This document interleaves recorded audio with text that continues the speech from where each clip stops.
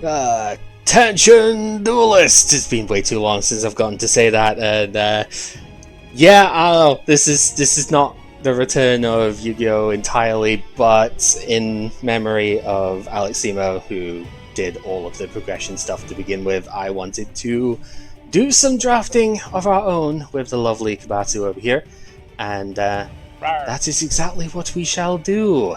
I picked out some of what I figured were like reasonably iconic sets to come up with here that don't stray too far into the future, so we don't have links and stuff here because that would get kind of silly. Sort of invalidates a lot of the early stuff if we go that far, right? So there's a lot of like mid Yu-Gi-Oh stuff here that should be pretty fun to work with, and definitely generated a lot of the more exciting moments, we'll say, from the progression series itself. So hopefully that shall be enjoyable, and yeah, no, we're going to build at least a couple of decks off of this. We're going to do a bunch of games as we can, and see what lovely stuff we can open. So yeah, how are you doing today, Kib? Doing fantastic. I mean, we probably could do better under circumstances, but I mean, we do what we can. We live, we survive, we have fun still. Yeah. I'm just gonna say this from my end. I didn't know Cimo, the person. I didn't know behind him or those YouTube channel or whatever. But I can at least pay respect to somebody that has had quite an impact. The news of his passing went through almost all of my feed almost all the time. So, as someone that has made an impact in the Yu-Gi-Oh! Series, franchise, whatever, I can at least pay my respects and say he has been more influential to the series than I realized. He influenced a lot of like us playing through the games and how we play it, whatever. So, I may not know him, I may not watch them, but I can honestly say it's going to be sad to see him go. And so, hopefully, this isn't really to homage, but this is just to say we're still celebrating the game through his passing. So here's to hoping that we have fun in the future. Yeah. For future duelists and anyone that enjoys this kind of content. If it wasn't for him, then we would have never even looked at doing our series stuff in the first place. I know we only went as far as 5Ds, but like that was still a ton of fun to do, and never would have come up as an option if it wasn't for the stuff that he did. So yeah, that's, like I said, pretty impactful. Absolutely, yeah.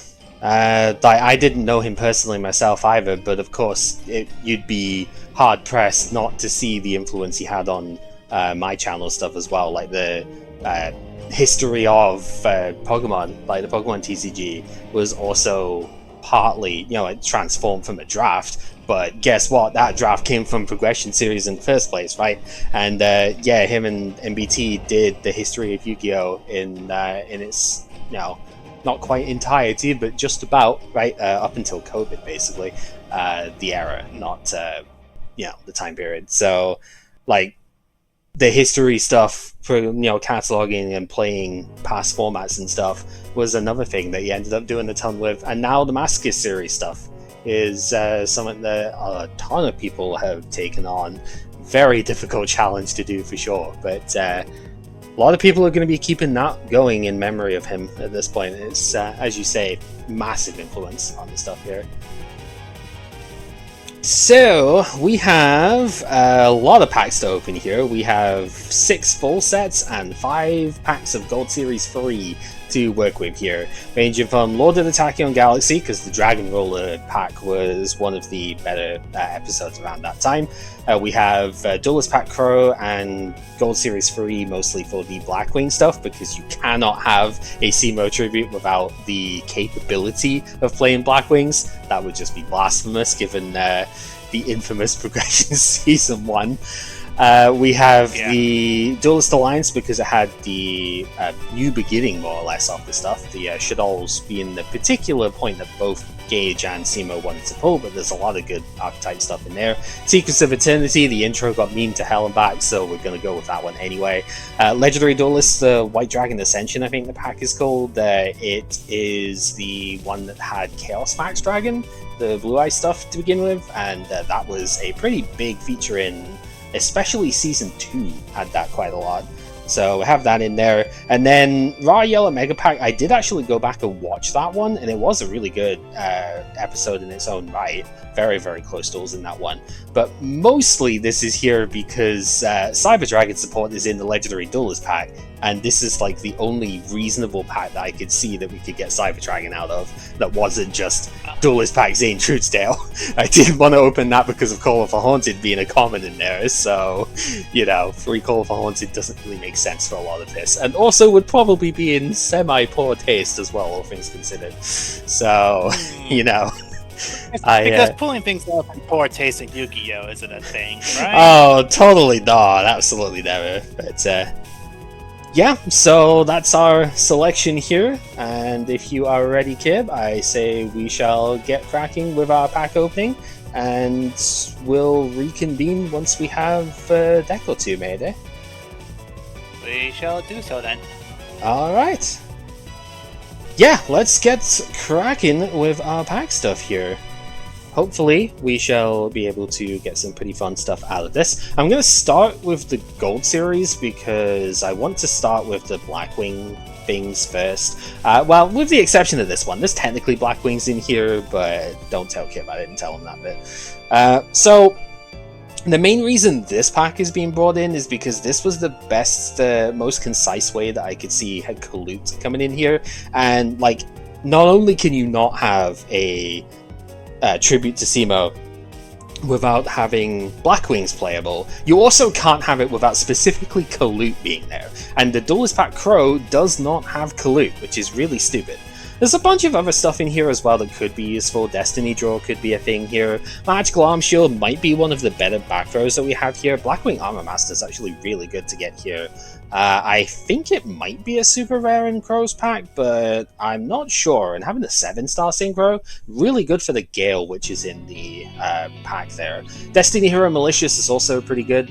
There is the Destiny Draw stuff here, and Disc Commander is in the Raw Yellow pack. So we could get some good stuff there. Explode the Dragon could also be pretty useful here. The other sort of bits, like Black Whirlwind obviously is important, but it's in a few of the different sets here, so at least we should be able to get that, no problem. Second Kalut is really good here. Judgment Dragon is here as a gold rare. This is in the Raw Yellow pack as well, as a common actually, but yeah, Kib might get some use out of White Swans here, because he does tend to like that a lot. Gale the Whirlwind being as one of the gold rares is sort of annoying, because we're probably going to get them out of the Crow pack here, but at the very least we do have access to it just in case we somehow don't pull it as a rare there. Smashing Ground is a really good pickup. Otherwise, Blizzard's fine. Shura's a rare in the other pack. There's Soroko here as well, like these are pretty useful. Goblin Zombie might come up in a deck because there's Mizuki potentially in one of the other packs. There's also Uni Zombie, I think, in Secrets of Eternity, from what I remember looking at. Plague Spreader is also really, really good here. I don't think we get access to this elsewhere, so it's super nice to have it here, because we can send that with our Uni Zombie if we want to. Going on with our stuff here, we have probably about all the same that we would expect. Another Destiny Draw is pretty good. Prisma I don't think is going to be useful here, because I'm pretty sure all of the fusion stuff that we would want to do in this this particular opening does not require named materials. It's like the Shadol fusions are the big thing, so probably not too fussed about that. Same with JD, but whatever. Not too great on the gold rares from what I remember out of this one at the moment, until we get to this last one. Stardust Dragon is a fantastic one to have access to. Mystical Space Typhoon is really, really good too. That's not a guarantee to pick that up here at all. This is the only set I think that has MST, and that might be our only back row removal, so definitely very helpful for that. Otherwise, looking at the common stuff, we basically got all of the Blackwing names we would want out of here, so good start. Very good start. So, on to the next one, which is the Crow Duelist pack. Armed Wing we should be able to get plenty of in here, so it will be nice for that. There's a couple other Blackwings that are kind of useful in here. Mistral the Silver Shield could be okay. It is another tuner, which might end up being excessive, but it also does, like, let you resist some battle damage for the turn, so that could be okay. Can you believe the Searing Wind? I remember playing like one of this in one of the Blackwing decks at the end of the draft that we actually our own progression series stuff, because I think I just needed another level 3, and this can actually be somewhat okay as a body blocker. So that's like okay. See, Borer is a rare in here instead, so that kind of messes stuff up. If you want some more Blackwing traps, I think Anti-Reverse over here might actually be the best one that we have in this set.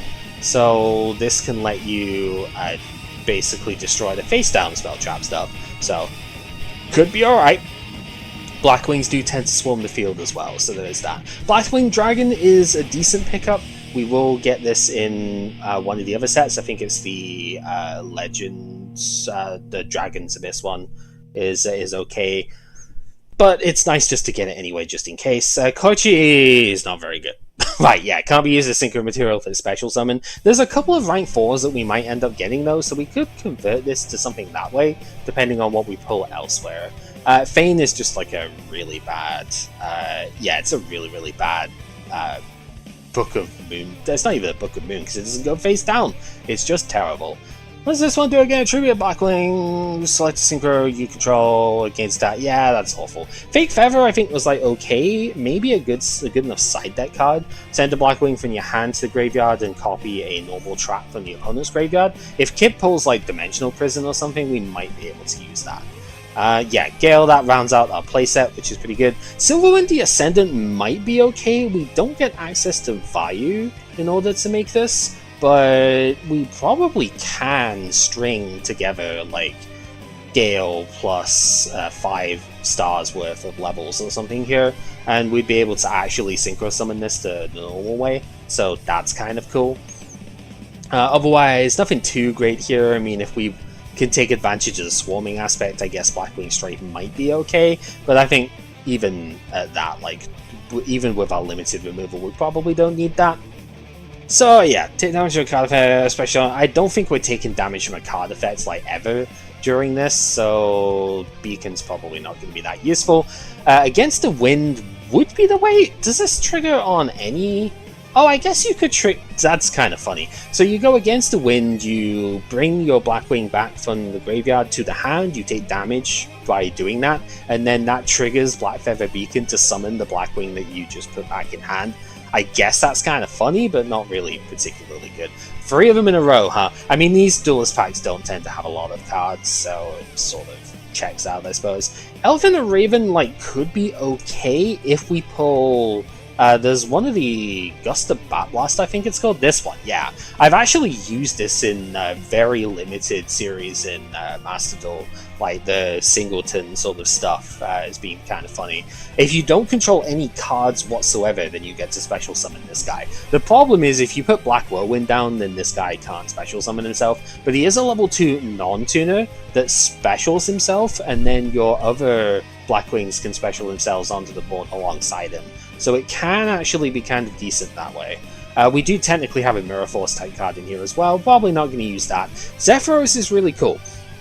I do believe this is in the Duelist of Legend pack or whatever, the Legendary Duelist, that's the one. I do believe this is in there as well, so if we didn't pull it here, it's not that big of a deal. But Zephyros is an incredible card, and we absolutely do want to take advantage of that if we can.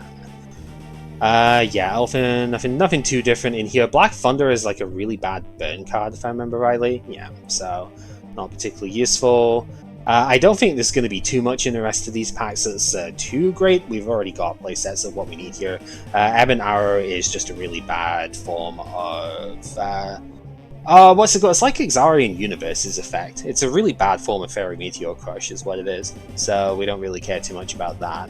A second Zephyros is funny. It's once per duel, but we would probably play 2 anyway just to have the count for it, you know. Another Gale is pretty fun. We have all the shores and stuff we would need. That's a playset of Gust as well, which is pretty good. We will definitely have enough Blizzard by now. Just looking for anything else particularly usable here. We've already got enough Armed Wings, so that's fine. Yeah, okay, so we didn't actually pull Armor Master in this setup. Decent card count though, so can't really complain too much. And because we did already have the Armor Master, it will be very useful. Alright, so next up is going to be the... If we're going by... yeah, we should probably do the Raw Yellow because we'll go by order of release here. So the Raw Yellow pack has got 11 cards in it and is guaranteed one of each of the 4 big rarities of the stuff. Macrocosmos is pretty annoying. I remember Thunder King Ryo, I think, is in this set as well. This could be a potential problem, but we shall see as we go. Otherwise, nothing like too amazing at the start here. It's mostly because it's the GX stuff, right? It's the end of GX is a lot of this bit. So we will have like all of the stuff from the ending packs of GX is the main bit here. You know, like your U-Bell stuff, the Phenomenon is all there, Miracle Fusion is there. Neos Alias like could be alright. If we pull Shadow, El Shadow Construct, we might want light monsters anyway, and this could come in as a light monster for stuff that way. The main things that we want out of here would be, well, Super Poly could actually be one of them. This is most likely just to be a side deck card in this bit, especially if Dragon Rulers get played, because Panzer Dragon is available as something we could use for this. But yeah, there's some pretty good ones here. System Down is a good side deck card to have because Cyber Dragons are very possible. Lumina could be playable. There's enough Lightsworn stuff that we might be able to make use of that. I don't remember if we have access to Neos in this set, but I know Rainbow Neos is here, so it probably is in this set, and Rainbow Dragon could be a good pickup for that. This is searchable in with the Melody of Awakening Dragon too. One of the big reasons to have this set, Dark End Dragon is in here. So this works with non-tuned Dark Monsters, which is what we will have with the Black Wings. So definitely very helpful for that. There is our Rainbow Neos. This does take a named material, so I don't know if we can... I don't remember if we can use Prisma with that. But that could be possible, and if it is, maybe a approachable way to get Rainbow Neos out here. Instant Fusion will be decent if we pull Panzer Dragon, and here's our first Cyber Dragon. It's in Secret Rare, but also in Common. So hopefully we get a bunch of those, although I'm not really sure exactly what I'd want to use with. Probably Light End Dragon, if we can pull that in here, would be the other thing for that. Disc Commander is in here. This does have its errata, right, so it is a once per duel thing. And it's kind of annoying that you can't special it from the graveyard immediately, but whatever. Power Bond could be useful because of all the Cyber Dragon stuff here. It's a third Neos Alias, it's kind of funny. I don't think Electrum is summonable because we don't have the material for that. I will say Dimensional Prison is probably our best back row for removing monsters, so that one is incredibly nice to see here. I don't think Rainbow Dark Dragon is going to be remotely playable, but it's funny, so I guess there is that. Next up, we have Grand Convergence, because Macrocosmos is something we've already pulled. Oversoul, oh, we actually could play Electrum, because there is the Elemental Hero and stuff in here, it's pretty funny. Jane is kind of decent. Otherwise, yeah, Oversoul, maybe if we got Neos or something, we could use it. Probably won't, though. Mizuki is in here. This is a really good pickup. Grand Mole is very good as well, so that's a nice one. The 6 Samurai stuff that's in here is all of the Strike of Neos ones, so not particularly good ones, unfortunately. But you could still play them. Gateway of the Six is in here too, so there is that. Dimensional Fissure, I don't really want to play it, but like I suppose it's there. Maybe does need to be noted. Yeah, Gateway of the Six is a common, which is ridiculous. Here's JD, we have Thunder King Ryo here as well. I think Overload Fusion is pretty good because of Chimera Tech Rampage Dragon, if I remember rightly. Rampage is in the Kyber Legendary Duelist pack thing, and it is a Dark Machine, so we would be able to summon that. It's pretty good. DD Crow might end up being useful in the side deck here. I don't think it's something you want to main deck, but you might want to side it in case Miracle Fusion shenanigans come in. So definitely worth it there. I don't think there's enough Glad Beast stuff in here to make these worth it, unfortunately. Light End Dragon, oh, also another Deep Prison is pretty good. Light End Dragon, definitely worth it with the Cyber Dragon stuff. We just need another couple of those. So it's not as good as Dark End Dragon, and honestly, it's probably not as good as Stardust, but I like having the option here, so it's definitely good enough for that. There is Destiny Hero Plasma too, but I'm not convinced that we're going to be able to summon that, so don't really care too much about that. Another Jane. There's the Neos. So, okay, second Ryo good. We do have access then to the Rainbow Neos. That's pretty cool. I have to keep that in mind. I might end up using that. Yeah, another Jane is kind of cool. What else we got? We got another DD Crow. There's Grandmaster of the Six Samurai as a common. It's pretty funny to see. Righteous Justice, not really that interesting. We would like to see Stratos if we're going to play any hero stuff. And I believe he is... I know he's in this set, I just don't remember the rarity. So I guess we'll see that as we go. Yeah, nothing too fancy otherwise. I mean, the Crystal Beast stuff is kind of cool, but I don't think there is enough stuff you can do with it. There's the Stratos. It's a common. It's pretty good. Second Cyber Dragon that's secret rare is pretty funny. We haven't seen a common one yet, but we do have that. DD Survivor, technically, if you wanted to play the Macrocosmos type stuff, you could use. I guess it'd be there, but I don't really want to do that, let's be honest. Third D Prison, really solid here. Heated Heart is also like kind of okay, I suppose. I'd really want to see E Emergency Call here, because then you could call for Stratos to get the other hero stuff that you would want. Second Macrocosmos, sure. Winkaribo level 9 is kind of funny. I've never actually looked at this one.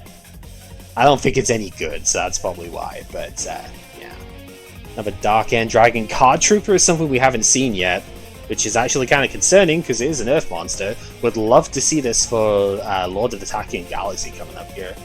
A lot of Destiny Hero stuff here too. That might end up being useful. But yeah, another Mizuki, another Card Trooper, pretty useful. There's our Cyber Dragon playset now. Very nice, very nice. Grandmal, also pretty reasonable. Otherwise, nothing too amazing. I mean, that's a lot of D-Fisher at this point, but I just don't really want to be playing that if I can avoid it, you know? Nothing we have not seen. Oh, actually, we could look at Prisma. So, once per turn, reveal a fusion monster from the edge deck and then send one of the fusion materials whose name is mentioned from deck to graveyard. So, if we summon Prisma, we can then show Rainbow Neos and mill a Neos to the graveyard, which then technically we could use with Oversoul, because this is also a normal monster while it's in the graveyard, so we'd have targets for it. Could be reasonable, actually. Alright, what else have we got? We have got cards that do not want to show up. So we've got Crystal Abundance, we've got Hero Signal, which is fine. Sorry, I was just making sure my stuff was still fine. Diamond Dude is funny, but I don't think we really have anything to use it with. Future Fusion is also kind of interesting. Yeah, image failed to load. Oh no! It's fine, we'll just move on to the next one. Nothing too great here. Gladiator Beast War Chariot would have been really cool if there was enough Glad Beast to use. Unfortunately, there is not. There's Ruby. Yeah, I didn't get nearly enough Lightsworn stuff to be comfortable trying to play it here, but there's some fun stuff there, I suppose. 2 packs of this one left. Another Wolf is very funny. Yeah, we're missing Emergency Call, which is very unfortunate. One more to get it. And we don't. We did get another Macrocosmos, I guess, if you really want to do the stuff with that. Okay, so basically we got just enough Cyber Dragon stuff here, and we have a lot of things that we might be able to use the Elemental Hero Neos for. So I guess that's kind of cool. Only one Stratos though, right? Which is pretty unfortunate, because there isn't a ban list in play for this, so yeah, bit of a shame. So our next pack in order here is Lord of the Tachyon Galaxy. This is the Dragon Ruler pack, and we immediately see one out of the gate here. So one of the decks I would really want to be able to play here is the Dragon Rulers. So we're hoping to see, they're all rares, we're hoping to see a bunch of them in the rare slot here. This set also has Battling Boxer though, which was a pretty prevalent archetype for the progression series stuff in its own right, so we might end up trying to use that too. I don't think we're using Radius somehow, but I guess it could be kind of cool if we pull the cover card in this set. But I'm pretty sure we don't get Mythic Dragons. The Mythic Tree and Mythic Water Dragon. I don't think they're in here, so... Ledge Oak, pretty good. Counterpunch, pretty good. Hysteric Sign would be great, but we don't get any regular Harpies. There's like the Harpy Channeler or something in here as another ultra rare. But nothing else really to work with that way. There's not enough of the Fire Fist stuff because they came out before. There's like a fair few names, but the main stuff you would want to use with them, like the formations, most of them are in a previous set, so we don't have access to that, unfortunately. Ice Beast Zerifine is kind of cool. This takes Winged Beast specifically, so it's useful for Blackwings. And you detach material from this, you negate the effects of all face-up cards the opponent currently controls, and that's until your next standby phase. So like pseudo-permanent, really. And this thing gains attack for every face-up card that is on the field in total, not just on the opponent's side. So this is a really good thing to go into with like normal summon Shura, special summon Bora, and then that's 2 non-tuner level 4s. You can go into this guy pretty easily, so very happy to see one of those. Switch Hitter I think was also kind of decent in the Boxer deck. Like if you normal summon this, you get to revive a Battling Boxer, and that then lets you have 2 level 4s to go into Ledge Oak. So, pretty good there. I don't think the Mecha Phantom Beast stuff is that good outside of like Tepperwolf. So, yeah, you have to attack with this thing in order to get a token. That seems kind of bad. Yeah, not really too great. The Baby Rollers are also going to be pretty good here, though. They're not only attribute-wise, but they are like names and, you know, dragon stuff for the banish effects of the rulers. So that's pretty useful. When it's destroyed by bounce into graveyard... Yeah, okay. Not amazing, but it could come up, to be honest. We are in a pretty limited format here, so... Heraldry Crest I don't think is too good. It does take 3 level 4s, and negates other Exceed monsters. You can steal effects of them, but it's 3 level 4s is kind of difficult. It's Blizzard Falcon's current attack is higher than 3 level 4 damage. Okay, yeah, not particularly amazing. We do get another Battling Boxer name, which is pretty good. This lets you special summon it too. You can't conduct the battle phase the same turn, but just gets you 2 level 4s in play for rank 4 stuff. And it doesn't lock you into boxes either, which is kind of good. Yeah, we already saw that one. I think that's pretty much it. What's the Star Jester if it's specialed? Okay, yeah, not too useful. Altitude Knight, not really going to see too much use here. There are a few shark things in this set, but I don't think there's enough to make a deck from. Parsec is like kind of cool, but you have to control a level 8 monster to normal summon it. It's kind of annoying. I guess it works with that like Half Moon Dragon, but you would need something to do with it, because its stats really bad. And this is the thing you do with them, to be fair. Galaxy Eyes Tachyon Dragon, huh? Yeah, this card is like kind of decent. So, if you can make it during the battle phase, detach a material, during your battle phase, detach a material, negate the effects of all face-up monsters currently on the field except itself, return their stats to normal, and each time an opponent's card resolves, this gains attack and can make it. That's kind of silly, but it's mostly just negate everything else on the field at the time, which is pretty cool, I suppose. Kind of useful. I don't really even think anything else in there is too great. As a second Redux, we would like to see different rulers at this point, but we do have a few things. We only got 1 card trooper though, so not really too sure exactly how useful that one's going to be, but we will see. Constella Omega is interesting. It takes light monsters though, which we're not really going to have, but I suppose that is kind of cool. I think the Constellas, maybe they came out in an earlier set or something, I don't remember. I don't think there's really a lot that we're going to do with it, but it is cool. Star Cestus is another, it takes 3 level 4s. Don't know if it's good enough because of that, right? The Battling Boxer battles the opponent's monster, detach one, negate the effects of that monster. Till the end of this turn, that monster you control cannot be destroyed by that battle, and the opponent takes... I guess that's, like, okay. Counterpunch is decent because it's, like, it's not level 4, but it is basically Kalut for the archetype. When a battling boxer you control is attacking or being attacked, banish it from the hand or graveyard. The monster gains 1000 attack until the end of the turn. So, pretty useful to win battles that you otherwise would not. Blaster, really good, especially if we get the battling boxer stuff going, because it's a fire monster. But also just really good in general, because this one has a destroy effect as well. Discard, and one fire monster to the graveyard. Target a card on the field, destroy that target. Definitely very powerful to have around. Wow, we actually got a secret rare, and unfortunately there's so many other secret rares I think we could have gotten here. We could have gotten Dracosac in this one, but no, it's Pinpoint Guard. When the opponent's monster declares an attack, target a level 4 or lower monster in your graveyard, specially in defense. Cannot be destroyed by battle or card effects this turn. It's not terrible, I probably will still play it, but not what I was hoping to see, and we really got 2 of them, huh? That's really unlucky, but whatever. It's not unlucky, it's 2 secret rares. It's just like 2 of the same one back to back. That's very funny. Okay, yeah. Right, a second Omega is an ultra rare too. Oh, could have been better, but oh well, it's fine, it's fine. We still got just under half the thing left. Totem Bird is a very interesting card. I don't think there's any way that we can summon this, but that is a heck of a secret rare to find. It takes wind monsters, unfortunately. I was really hoping this would be just 2 level 3s, because we could have used this with Burning Abyss as something to actually do at that point. I have no idea how we would summon 2 level 3 wind monsters, but if we can, then this is a spell trap negate, which is pretty great. We did, however, also get a title, so we're currently sitting at 2 Redox, 1 title, 1 blaster. The only one we're missing is the Tempest. Would be really nice to see, because Tempest I think is the search one, if I remember rightly. Does this do anything interesting?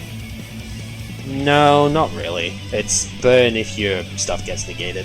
Dragon Carnation could actually be like kind of good for Dragon Rulers specifically, because it lets you add banished dragons back to the hand. Second title is really good. Okay, so I think we're getting quite a lot of stuff together here.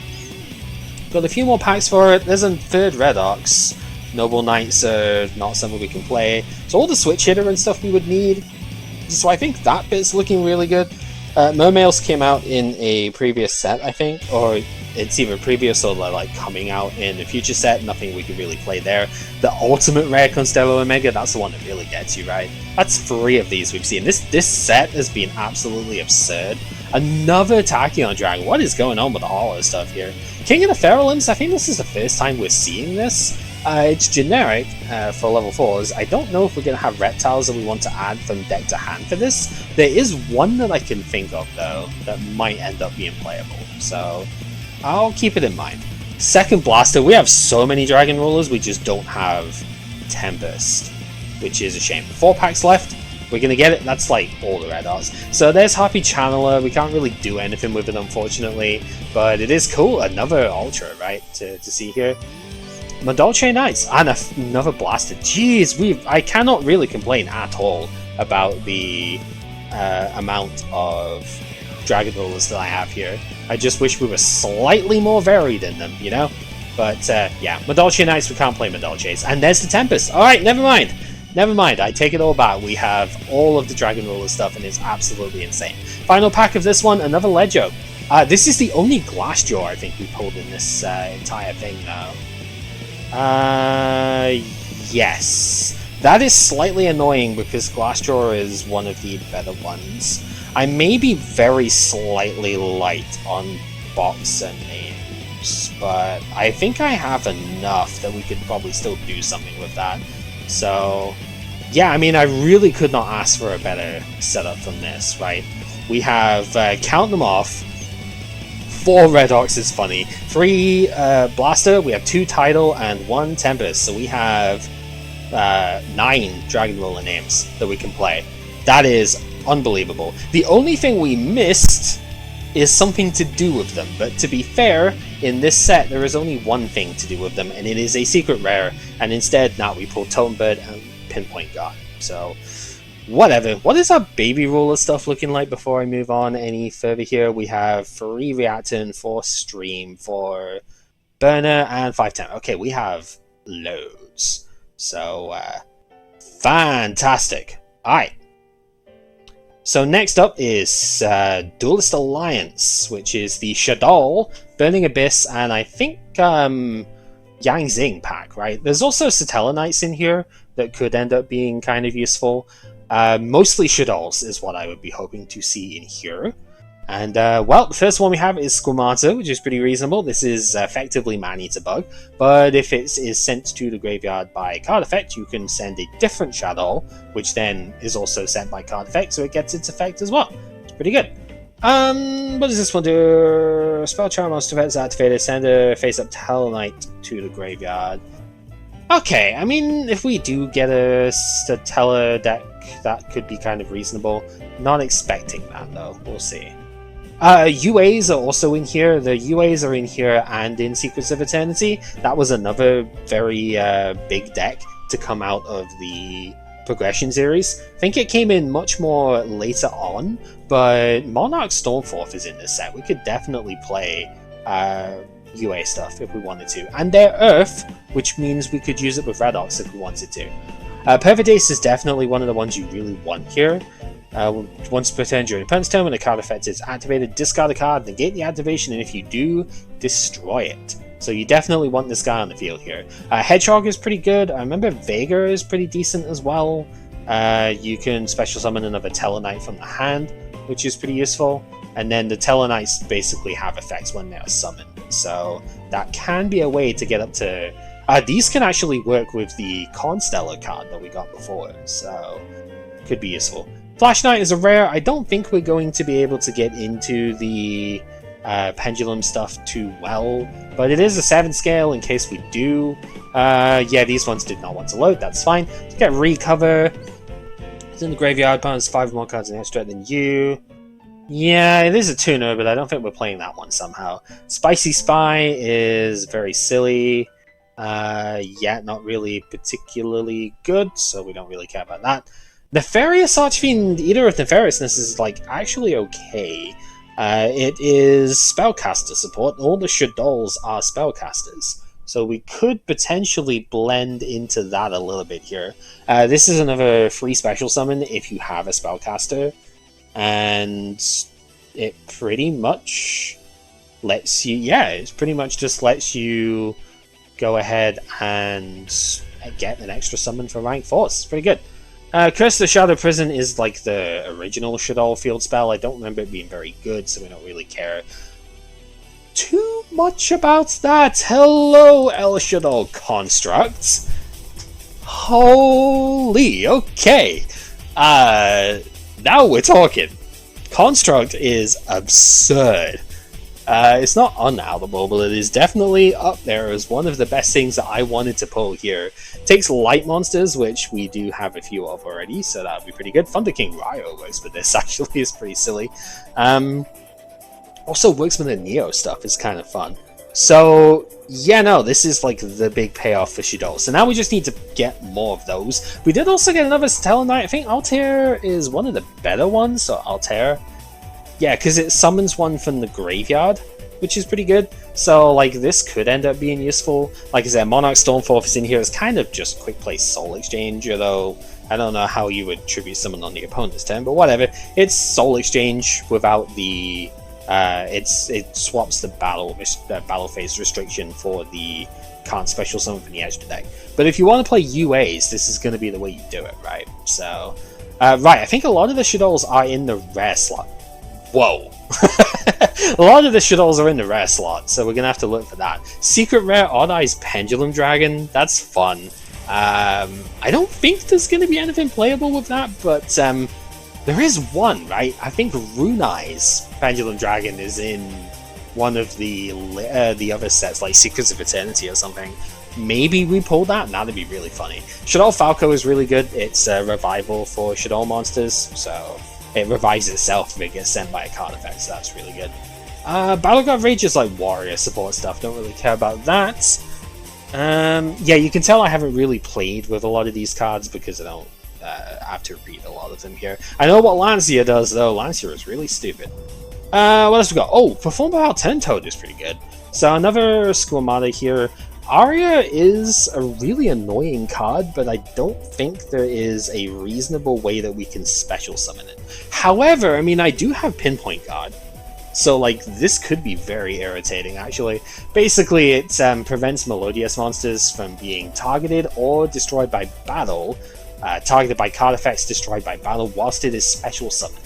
So if we use that Pinpoint Guard to special summon it, it could be really funny.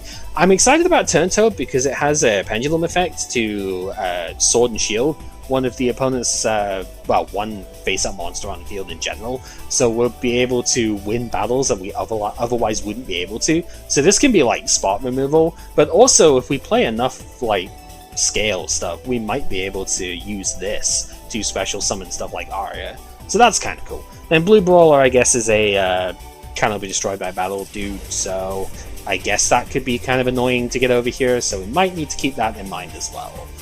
Saphira Ultimate Rare, huh? I don't think this is, like, good, per se, but it's fun just to get it anyway. Hymn of Light is in this set, so we would be able to Ritual Summon it if we wanted to. If this card was Ritual Summon, or if a light monster was sent from the hand or deck to the graveyard while it was face up on the field, at the end of the turn, either draw 2 cards, discard a random card from the opponent's hand, or add a light monster from your graveyard to your hand. Honestly, yeah, it's not bad, I just don't really think we would want to use it here. Seer is a pretty good Burning Abyss card, but I really don't think we're going into BA by the end of all of this. Cloud Castle is also like something that's worth noting just because of the fact that it's a Synchro monster that the Blackwings can go into.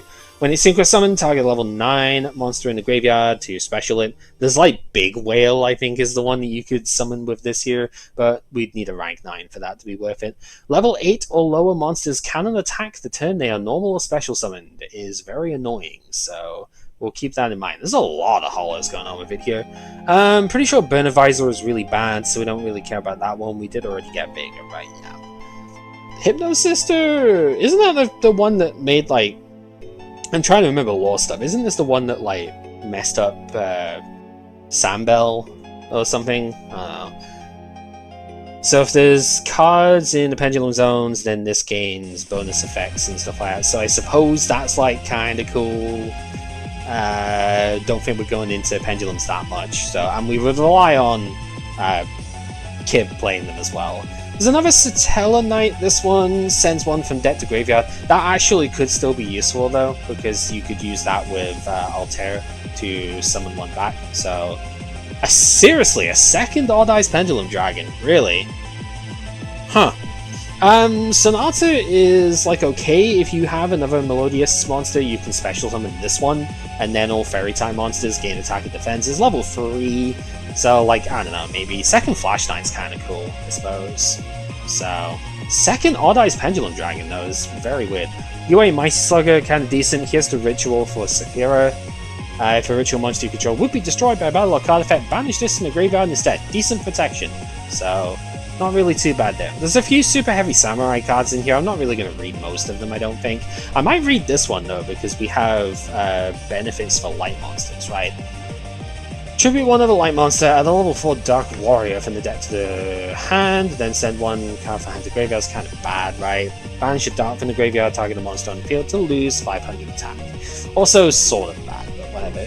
I'm pretty sure the artifacts are not going to be triggered almost all the time because spell trap removal is kind of not at a premium here. So yeah, not amazing. Yeah, during either player's turn when a card effect activated would destroy a spell or trap you control, return one, yeah, it's pretty bad. Another Hypno Sister, not really what we're after here. We need Shadow names, like Dragon and, I mean, Mighty Slug is kind of decent too, but like Dragon and, I guess more Falco would be pretty good. We already got a Hedgehog. There's Felis, I actually didn't even remember the Lightsworn stuff was here. But I guess that's kind of fun. So yeah, if you've got a good enough Lightsworn package already, Felis could be there. I could see it, to be honest. Does get a decent effect. I mean, this would work if we had Shadow Fusion. But that is a super rare, and we haven't managed to pick that up yet, so we will see. There's another guy that does like the same thing, but for tributing other dart monsters. This one's more likely to trigger for what we'd want here, but... Oh! Well, that's pretty good. Shadol Core is a pretty decent defensive trap monster, but it also lets you like modulate its attribute, and if it gets sent to the graveyard by a card effect, which is by fusion, you can target a different Shadol spell trap in the grave. So if we do get access to Shadol Fusion, we could maybe do something with that. Although if we only have one target for Shadol Fusion, it's not necessarily going to matter that much, is it? Face Off is not really something we care about that much, I don't think. Yeah, because it has to activate during the damage step. I guess this would be a side deck card for Kalut. Maybe we could play it because of that. Very silly, but you know. Sinister Shadow Games. I know this is another Shadol card, but send one from dead to grave, then change any number of face down Shadols you control face up. Okay, so like it's a way of triggering Shadol effects that way. I guess that's not awful. Third Slugger. We really just need Dragon. A second Construct though? Ooh, okay. Maybe if we can pull Shadol Fusion, this will be busted. But right now I'm not sure, but it's definitely plausible. Shadol Fusion is a super rare, so I'm not expecting it here, but it would be so cool if we got it. As a third Flash Knight, so we do have high scales for pendulum stuff. Moving on, super big Benkai. This guy is kind of fun because he's got 3500 defense and attacks with his defense stat. So that's pretty neat. Nothing else in here really speaks to me though, so we'll move on. There we go. Shadol Beast is good. We need Dragon now, but Beast is definitely pretty strong. Otherwise, yeah, just some more Satella Knight names. We don't have anything to go into with the Satella Knights just yet, but it's not just this set that has them, so that's cool. Samsara. I've heard of this card at least.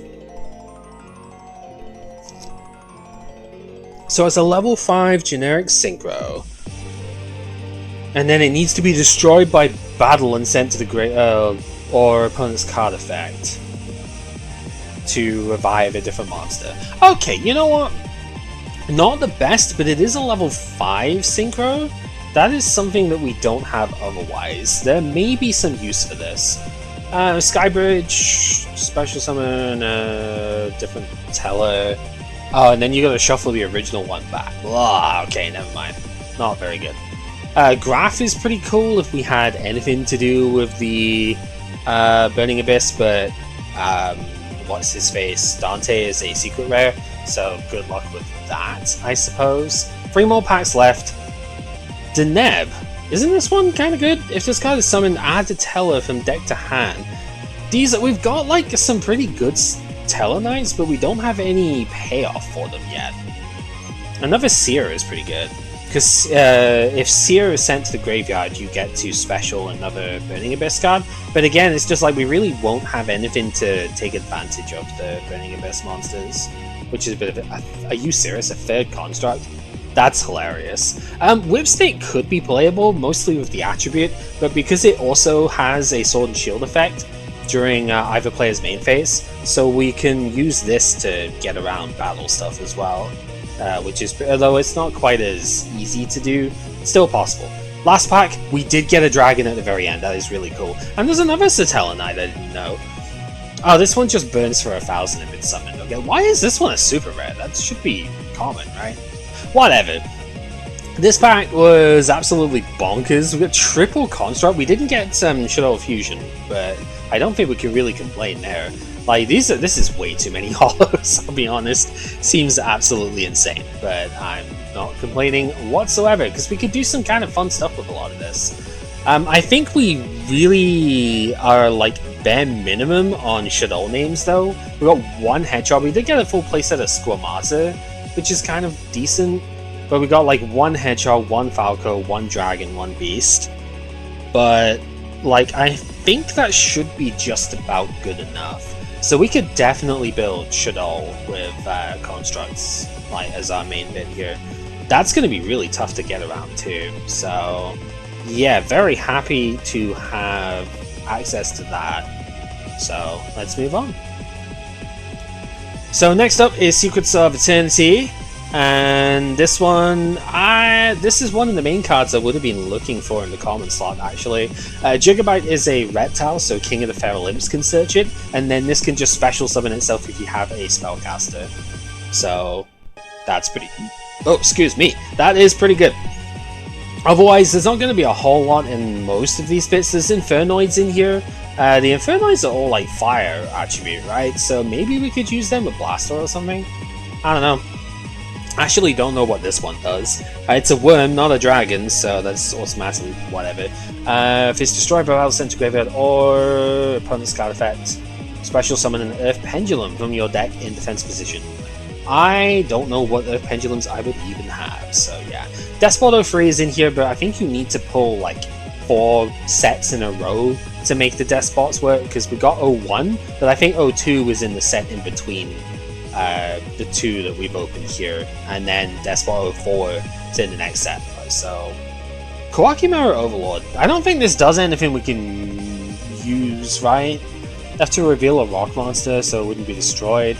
It does negate a summon, like that is kind of cool, but I don't think we can do anything with it. There's another Satellanite here. You can treat level 4 lower tellers as level 5 and exceed summoning with lots. Yeah, if we get one of the Satellanite exceed monsters in here, I know there's some rank 5 ones, so maybe that would be played then. There's another Gigabyte. This ain't doing anything. Not really. Wall of Disruption is really good actually. It's a Duel Link staple, right, of the past. When an opponent's monster declares an attack, all attack position monsters the opponent currently controls permanently lose 800 attack for each monster they control. So definitely no Mirror Force, but it's still pretty useful nonetheless. Yeah, there's a decent Infernoid here. When it destroys an opponent's monster by battle, yeah, 20-100 attack, it could do that fairly well. Making the second attack in a row. Yeah, it's not awful. So if we could get enough Infernoid stuff, maybe we could use that. Sky Cavalry Centuria. Good card, I do recognize the name, but I don't think we're using level 2 monsters enough here.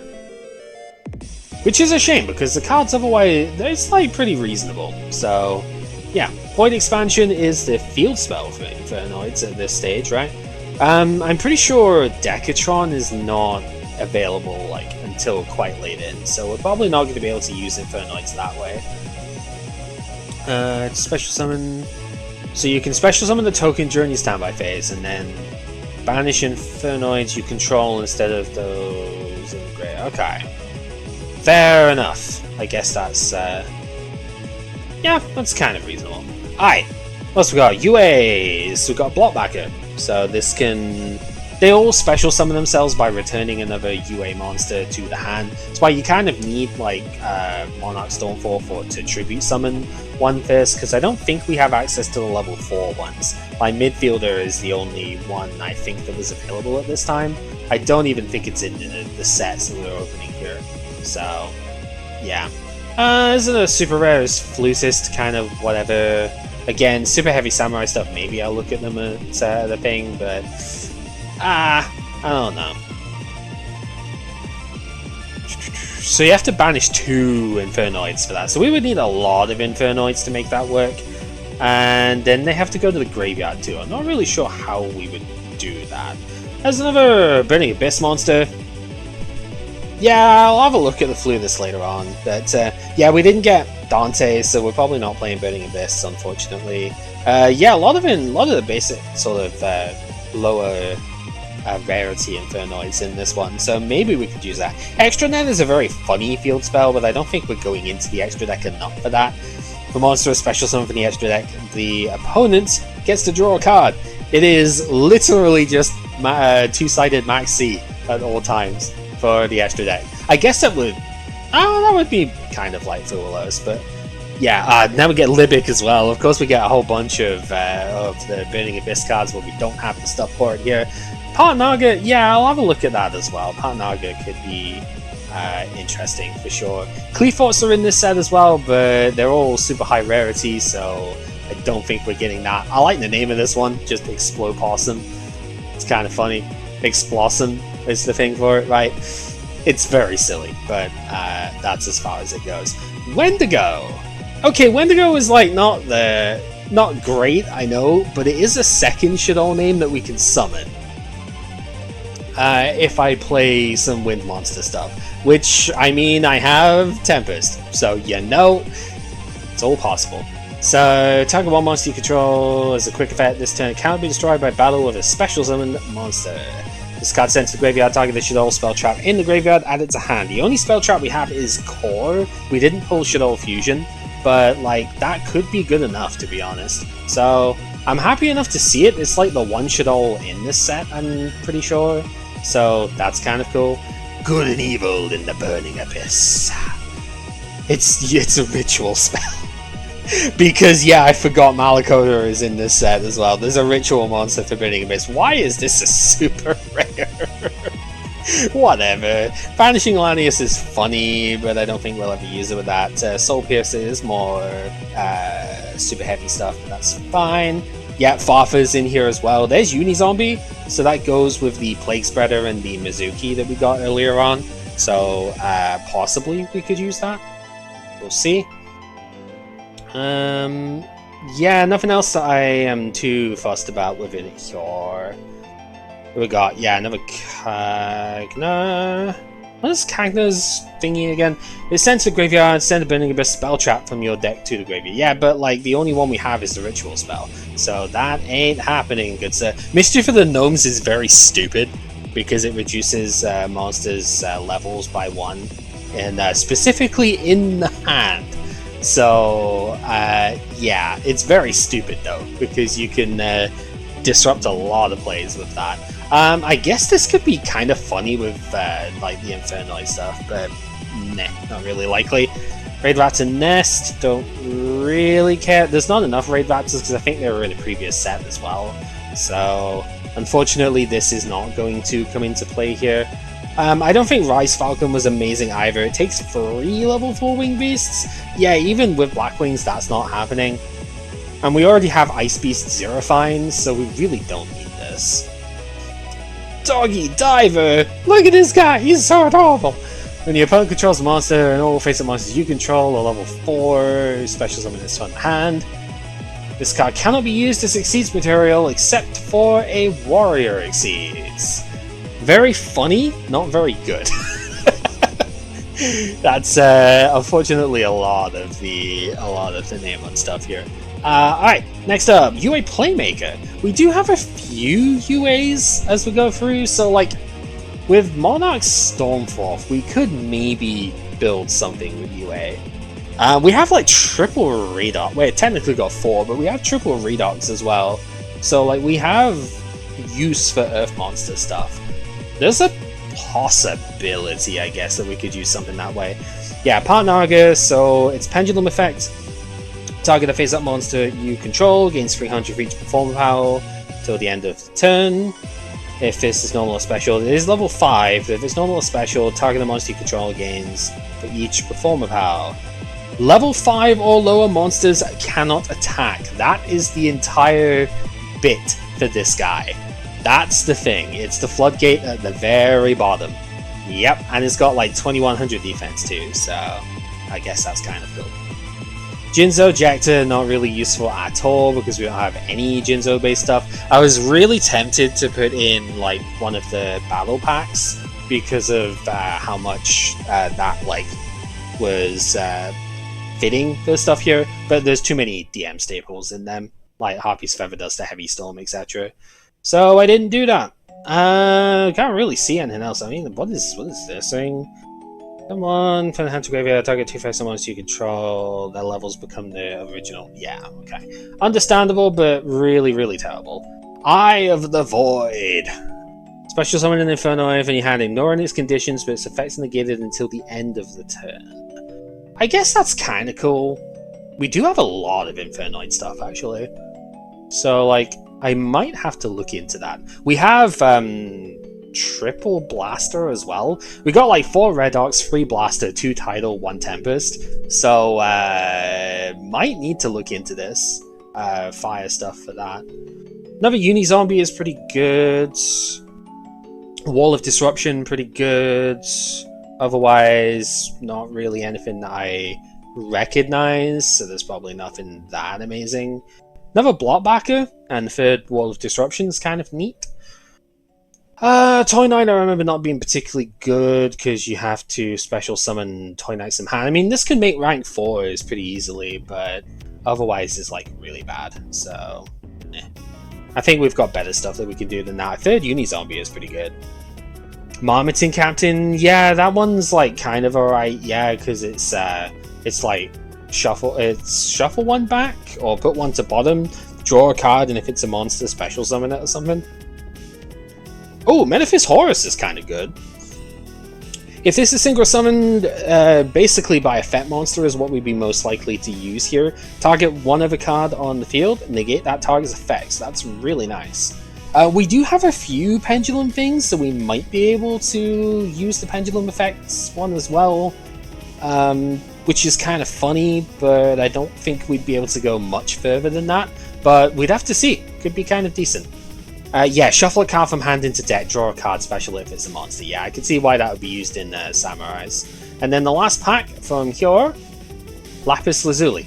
Don't think we can really use that. We've got a couple of the Gem Knight bits, but I don't think this would be good enough by itself, and there's not really anything else for it there. So, yeah, I mean, there's a couple of good things here. Wendigo is decent, Menaphis Horus is decent, Centauria would be good, but we just don't have enough stuff for that. The UA stuff ended up being, like, kind of okay. I think we got, we got 2 Blockbackers, 1 Playmaker.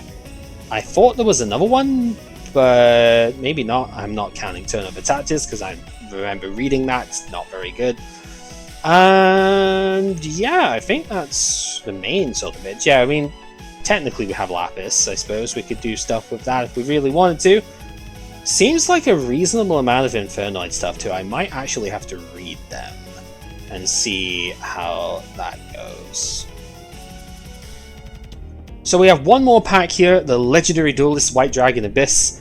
As mentioned, this is here mostly because of the fact that Blue Eyes Chaos Match Dragon, I believe, came out. It's not, maybe not came out in this set. I think it came out before this set, but it was one of the main sets it was released in. And Chaos Match Dragon was really big in the progression stuff, especially Season 2. So I thought it would be fun to have this one too. And I mean, it kind of also has a little bit of potential for Blackwing buffs here as well. So I guess we'll see with that. The Photon stuff might actually be kind of useful because of the Shadow constructs that we pulled. So I might end up wanting to use them as light monsters. We'll see. Beard is a common in here, so we should get at least a couple of them. Looks like these aren't going to load, so we have Abyss Actors in here. I don't think I'm going to read them because I think we would need a lot of Abyss Actor stuff out of here for it to be useful. But we'll see. We do get Leading Lady, so I might end up reading them because they're Pendulum monsters. But I think we need to get like pretty good high rarity stuff for them as well. But we do have 3 names in the original thing here, so I guess we'll see as we go. The Cyber Dragon stuff is in here, but Cyber Dragon itself is not, so thankfully we got them in the Ra Mega Pack. But there's a few Cyber Dragon things in here that we would be able to use. Chimera Tech Rampage Dragon is the big thing we would want to look for that way. So the Abyss Actors, I think they all have effects if they get like destroyed or something, right? Also, I'm pretty sure Curtain Raiser isn't in this set, and that's like the best one. So yeah, like Cyber Eternity Dragon is in here. Orochi could be pretty useful because we have a level 5 and a level 7 synchro, and Cloud Castle technically. So like we have odd number synchros we can go into. So Orochi might actually be useful as a result. Oster is also like kind of decent. If we can somehow Luxac full Armor Master out of this set, this will be incredible, I think. But even without that, this could still be really useful because we have Stardust Dragon and Dark End Dragon that we can go into as synchros for this thing. And because of Gust of Bat Blast or whatever, the level 2 non-synchro, we could also summon that with this too. So there's definitely things that we can do with Oster here. Happy to see that. Dragon Shrine is really good for the Dragon Ruler stuff that we have. So very happy to see that. We might end up using Blue Eyes White Dragon if we pull enough of them to sort of go into stuff that way. Photon Thrasher is really useful. Glowing Crossbow is like okay. Gives your Black Wings a little bit of a buff and lets you shed cards out of the opponent's hand is kind of decent. And yeah, you can get it back if you synchro other stuff. So this might see play. The Abyss Actor, what was it? Game 500. Yeah, so they have like a normal effect, but if it gets destroyed by the opponent's card effect and you have a Abyss Actor in the extra deck, you get to draw until you have 5 in hand, which is absolutely insane, but I don't think we're going to have enough spell trap removal in this format for that to be playable. There's the Rampage Dragon at common, by the way. So this can be useful with Overload Fusion and with the Power Bond, obviously. So very helpful. We didn't get I just realized we didn't get Panzer Dragon, so Instant Fusion's not usable and stuff. That's a shame. Another Blue Eyes White Dragon, pretty useful. Again, we have Dragon Ruler stuff, so we're probably going to want to use that, right? So we want like White Stones and stuff in here. Another Black Wing Dragon. Melody of Awakening Dragon is really good. There's a couple of really cool ways that we can go about using this. Like, obviously it works with the Blue Eyes White Dragon, but it also works with Rainbow Dragon. And we have pulled 2 Prisma, and we have like enough Neos so we can send Neos away. The only thing we didn't pull, we have 1 Stratos too. The only thing we didn't pull was Emergency Call, but that was a secret, so I'm not really too fussed that way. But we could add Rainbow Dragon with this, and like if we can't make Rainbow Neos, we could use it as fodder for Dragon Rulers. So that should be pretty good. I think Superstar was like one of the ones you needed, Abyss Actor wise, right? This one's like very high rarity, I think, in Master Duel, if I remember rightly, because I believe he has a summon animation, so I'm pretty sure he's UR, which is ridiculous. Another Oster could be good. Cyber Twin, I think we already had Cyber Twin, but just in case we didn't, it's pretty useful. Bingo Machine Go! That's cool! Can we use it? Probably not, but it's cool. Dry, there we go. Okay, I forgot which Cyber Dragon was in this set, but this is the only one that was here. I looked stupid. So yeah. It's really cool if you have a little bit more to do with Cyber Dragon stuff. So yeah, because we have the original one as well, it should be kind of useful. Super Strident Blaze! Machine Fusion, huh? It doesn't have to be Cyber End, which is funny. The end of the damage step, if the equipped monster taps opponents, you banish the Cyber Dragon for the graveyard, making an attack on monsters in a row. Okay, yeah, sure. You have a monsters can't attack, which is kind of stupid, or whatever. Yeah, more Dragon Shrine, definitely show me that. White Stone, definitely show me that, because we will want that for the Blue Eyes Rulers, for sure. Cyber Forest, I think, was like kind of funny. I don't think it's good, right? Special summon this in the hand by attributing a machine monster. You can fusion with, poly effects, poly locations. When a fusion you control is destroyed by battle, banish this in the graveyard, add a power bond from the deck to the hand. Funny, not particularly good. Moving on, we have Photon Hand, literally just Kite. This is very silly. You control a Photon Galaxy, pay 1,000, target a monster your opponent controls, take control of it. That's kind of fun. If you do not control Get, you can only target Exceed monsters, though. Yeah, Zephyros is a common in here. We did pull 2 of it in the Duelist pack, which is very funny, but, Rage with Eyes of Blue, in case you want to lose even harder. There's the Chaos form. Like, I suppose this, if we do pull Chaos Max, then we could use that Bingo Machine, and it would be very funny. Another Melody is pretty good. Galaxy Knight, not really what we're interested in here.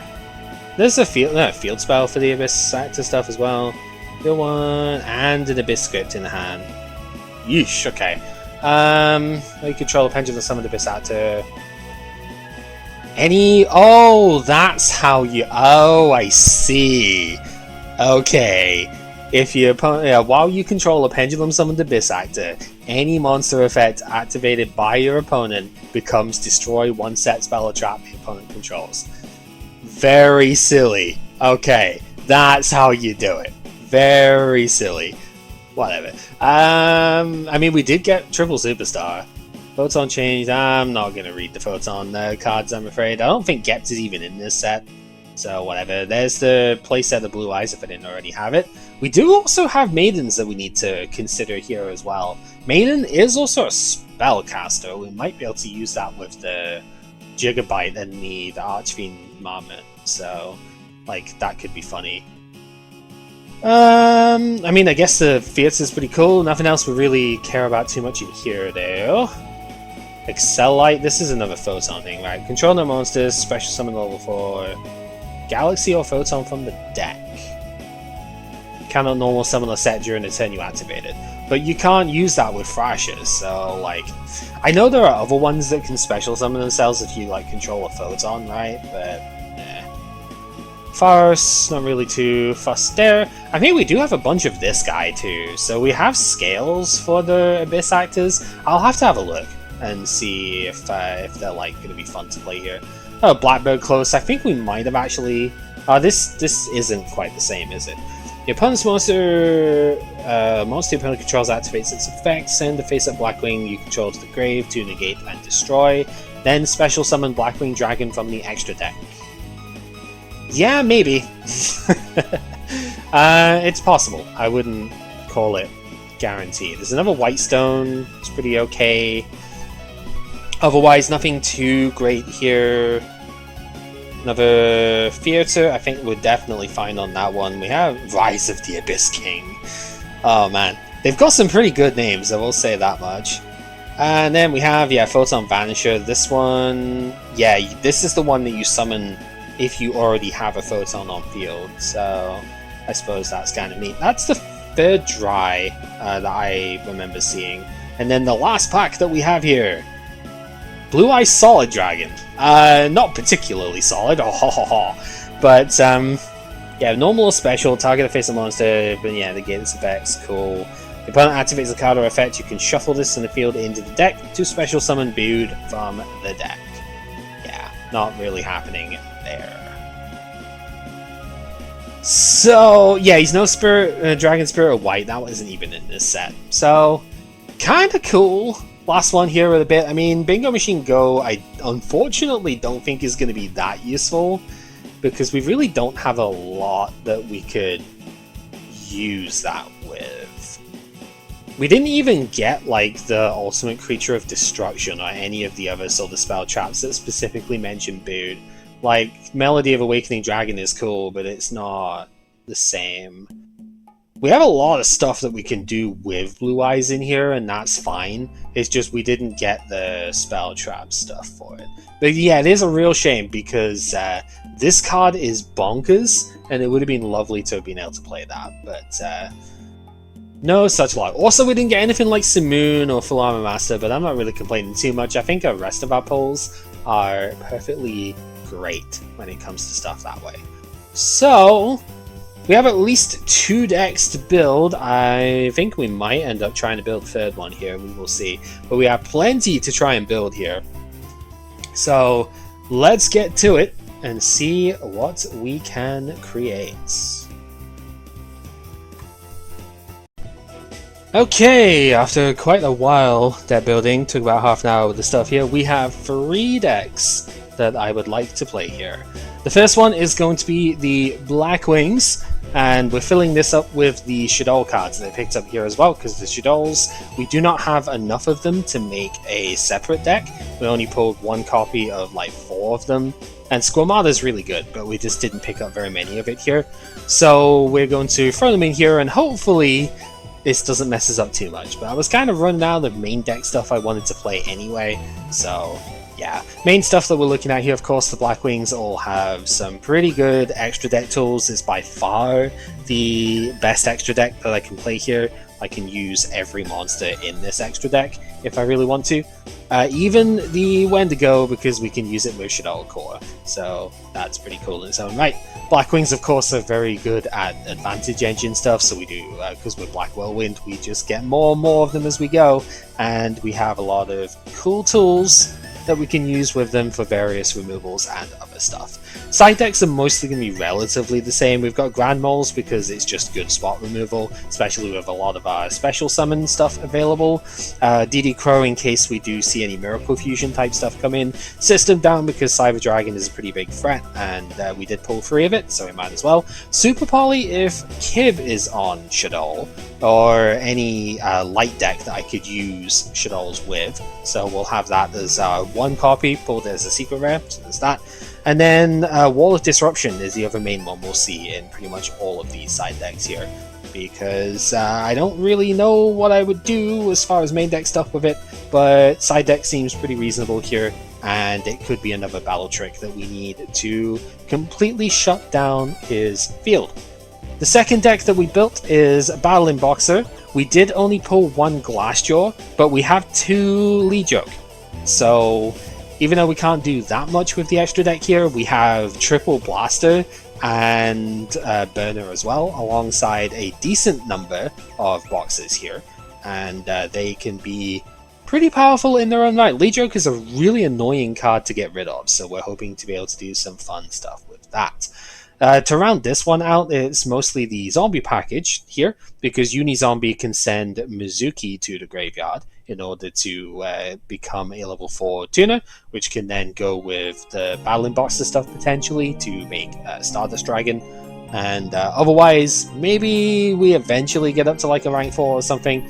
Probably not happening, but I mean, honestly, couldn't really think of much else that we could play there. So yeah, ended up having to go that way. Gale's in the side deck here because I really just don't have a lot that I want to do with it, but it could come up, so it is worth it nonetheless. The other thing in here is Extra Net. This deck can't really use the Extra Deck that well, so there's a possibility this ends up coming up to stunt Kib's Extra Deck if he has something really crazy. The last one that I have is the Blue Eyes White Dragon Dragon Ruler deck here, mostly just abusing the fact that the Dragon Rulers are absolutely insane, and we pulled so many names. Again, we got 4, 3, 2, 1. We can only play 3 Red Ox, obviously, but we do have so many of them. We just don't have a payoff for them in, like, Dracosac, or there weren't any other rank 7s we could have gotten. We didn't open Number Hunters, so there we go. But we did get the Galaxy Eyes Tachyon Dragon, which we could potentially get on the field if we could get, like, a Blue Eyes White Dragon and use the Dragon Rollers with Maiden or Whitestone the Legend here. It is technically possible, so we might as well play to that anyway. The main thing with this is we have triple Dragon Shrine here. Black Whirlwind needs to come out of the deck as well. Oops. Let's just go ahead and do that. This is why we do the profiles as we go.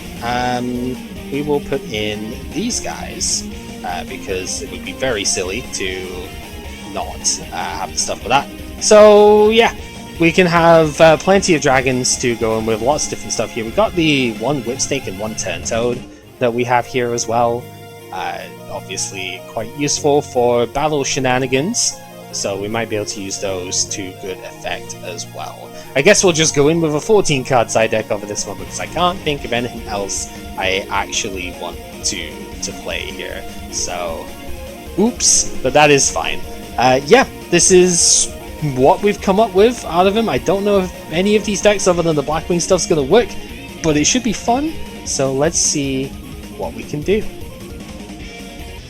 So I have 3 decks. They're not all like great, but there were so many different ways that I wanted to go with this that I'm like, I can't really decide. I wanted to build like 5, but I didn't quite have all of the tools for all the decks I wanted to do.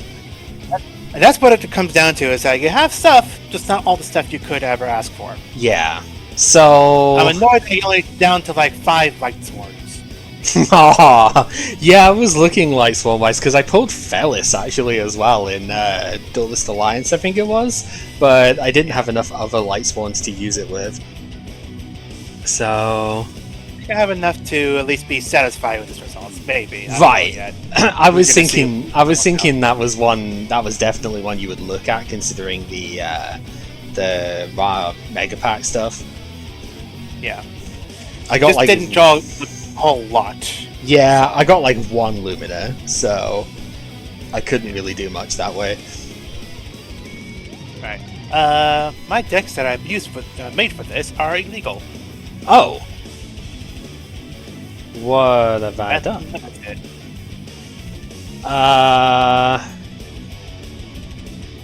Is there something with like TCG, OCG, or some stupid thing like that?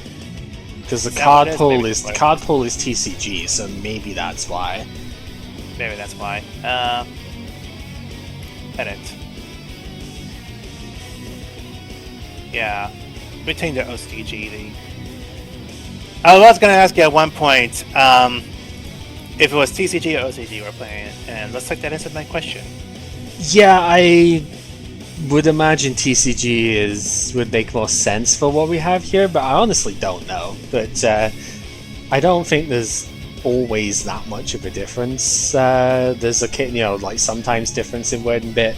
Like we saw Elemental Hero Rampart Blaster, right, is the main one that we remember because the way that that worked on Legacy of the Duelist, right, was completely different to what we thought. Yeah, okay, so it is the TCG setting. Okay. I got OCG in the deck, so it is TCG. Okay. So that makes sense. There we go. Right, so I think I'm going to bring out my most cohesive one first, because I think that makes the most sense here, but they will get steadily more unhinged as we go, I think is the best way of putting it here. Yeah, unhinged is going to be the one. Aw. Yeah. Well, let's see how going first happens then. Alrighty, and then yeah, chain is on auto is good. Let's see what you got. You got a 9-card extra deck for the first one, so that's pretty cool. Yeah. This is the only deck I have with a full extra deck here. The other ones are not 15 cards. I did not get that many that I could play generically, but oh, I really wanted to do something with this. Are we showing Rainbow Neos? Oh, are we showing something else? If we could, if maybe we don't know yet. It could be showing. Yeah, I wanted to do this with Rainbow Neos because I noticed that Melody of Awakening Dragon could search for the Rainbow Dragon stuff. So it was like, well, you can search Rainbow Dragon with that. Oh, the Cyber Dragon. Okay, yeah, this was another one I wanted to build and just didn't end up going towards. Until the end phase, so it's not until the end of my turn. So, bit of a shame, but oh well. No, I mean, you could still make some good use out of that later. Oh god, I have plays. This was not part of the plan. What am I supposed to do with this now? I genuinely have like a lot that I could do with this here. Oh wow, there's so much here. Okay, let's start with Black Whirlwind. So I knew this would be one of the options. yeah, we'll start here, and we'll put Shura down, and trigger the Whirlwind. Oh man, I really just the options are like numerous. Let's just put it that way. I think it just depends how far I want to take this.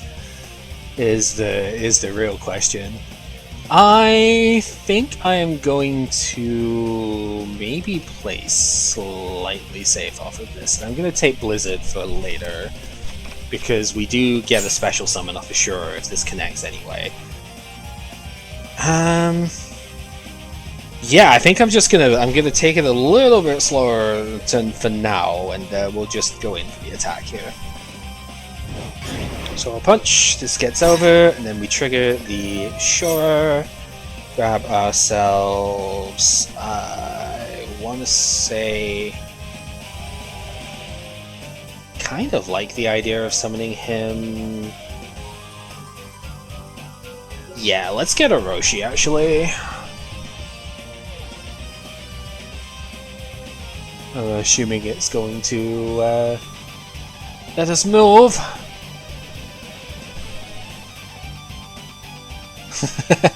Internet, please. It's not that bad. Come on.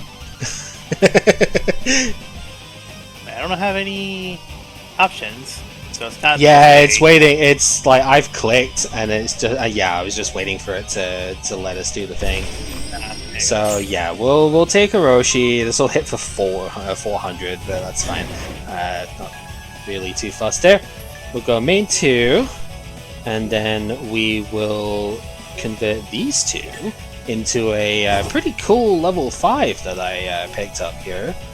Samsara, Dragon of Rebirth. Durgan with Monster Reborn. Yep. Again, sorry, there we go. So Orochi could trigger to change battle positions, we do not need to do that. And yeah, for now we will just end at that. So 2600 booty, and if he gets destroyed by battle or your card effect, I can reborn a monster out of my graveyard. Seems pretty good. Okay, so from there we can do Blizzard. And use the Blizzard, bring back the Sure, might as well. And then use those 2 to go into the Blackwing Armedwing. And then what are you piercing? It's some fucking defense mode. Guys, I really want to go like all in on this, but I don't think it's a good idea. I'm gonna go battle phase and just hit for 23 here. I know Dimensional Prison is very possible here, so like I'm wanting to make sure that's not a thing first. We're gonna just end at that here.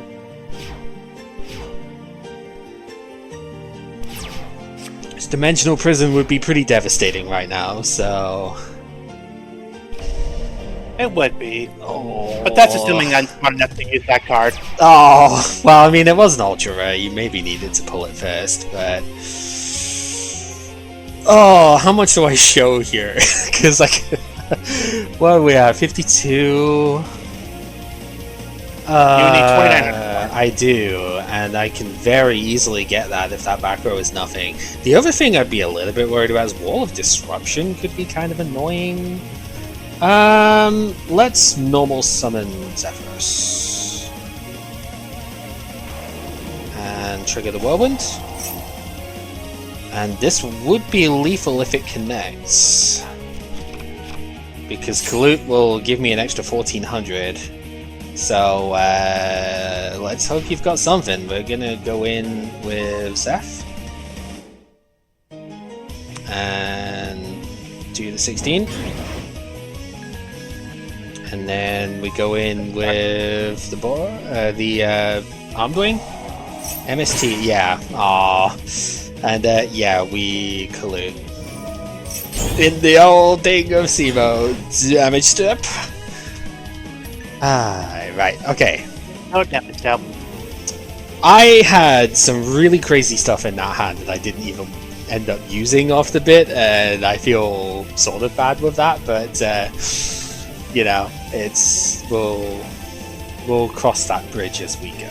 Let's just put it that way.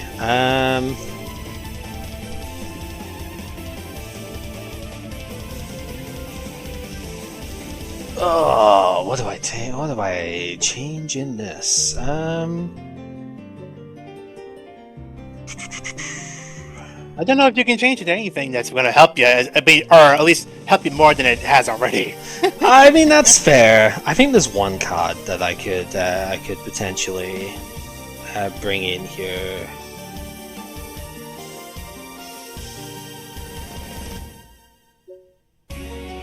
Yeah, let's do that. Oh, this is a very different hat. Okay.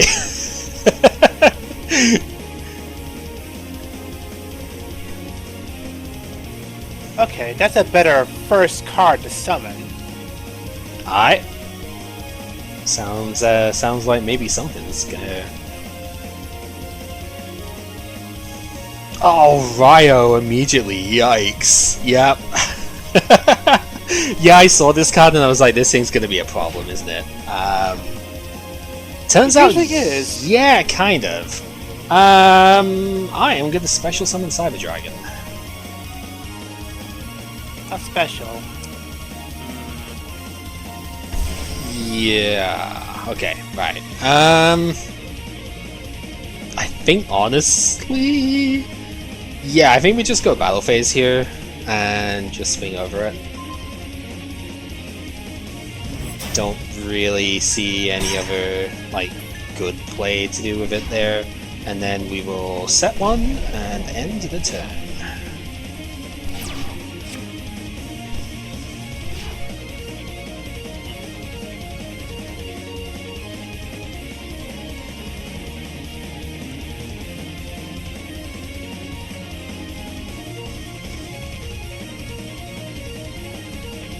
I think I added the wrong define.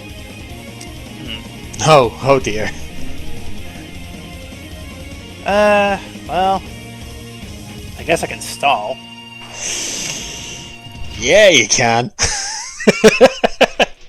Yeah, that's fine. Yeah, Grand Mole is another one I looked at going, oh, that's gonna be a thing as well. But okay, sure. That's not bad.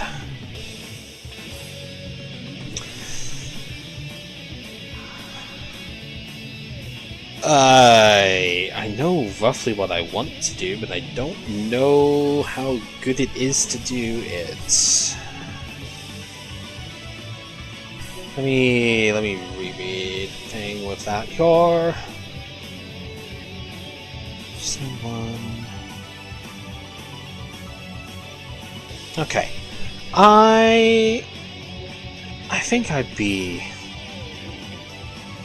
think I'm okay enough with that. Do I need to use that one right now? No, probably not. I'm gonna activate polymerization. And unknown 1169 activated the ceiling. What? Yeah, we're gonna make constructs using Cyber Dragon and the Shadow Squamata here, and make El Shadow constructs, which will. I do not remember Shadal doing more than one. I thought I always thought Shadals were just Shadal, so I forgot they use other monsters. Yeah, they use different attributes to do the thing here. So we have two triggers to use here, both of which are going to send Shadal cards to the from the deck to the graveyard. So we are going to do that. We will send Beast to the graveyard, and we will send the. I think Hedgehog is the one I'm supposed to send. Yeah, I think that makes the most sense here. So they get sent to graveyard by card effect, which means they also get to trigger their stuff now. So we'll go CL1 Beast to draw, and then go CL2 Hedgehog to add one from deck to hand, which is going to be Falco. Then we get a card draw after that. Cool. And then we go battle phase, because don't really have a better one to do anything with that. And we shall swing with the construct. Go main 2. And we shall set and end the turn. It's awkward because I know you have Maul, but at the same time I think this is still reasonable. I got a lot of stuff out of that turn, so I think this is still fine overall. Yeah, I was so excited to pull Construct here. It was like the one thing I really wanted to do. Yeah, the one thing I really wanted to do here was play the Shadol stuff. Unfortunately, I do have Dimpres, so Maul is not going to work here. Mental prison. I don't remember. I don't remember seeing that in the draft. It was an ultra rare in the raw yellow mega pack, so it's very possible you didn't end up pulling it, which is unfortunate. Right, so we do this one. Target one in the grave, special hit face down defense. Yeah, seems reasonable. So we'll do the Falco to bring back the Beast to face down defense. Oh, that is played.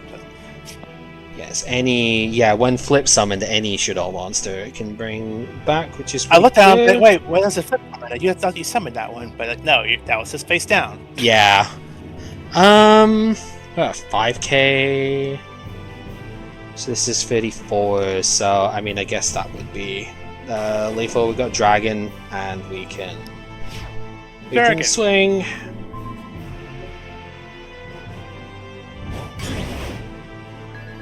I'm sorry, that wasn't quite the idea, but so yeah, I couldn't. So you guys roll the doll mechanic in the side deck, huh? No, actually, that's like the second part of the deck. I'll be honest. It's yeah, this is one that I had like almost an entire thing with Black Wings, but I didn't quite have enough cards to fill the main deck out. So I was like, what else do I do with it here? And it's like, well, I want to play Shaddoll somewhere, and this just seems like it'd be a reasonable bit to add them.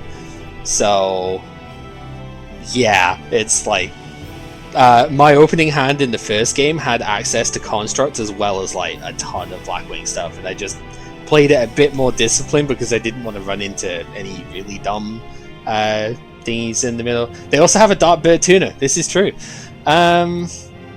So let's go with this one, I think, as the second one here.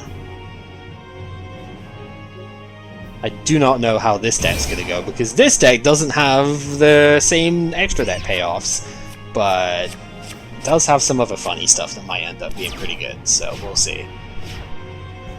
Oh, let's see.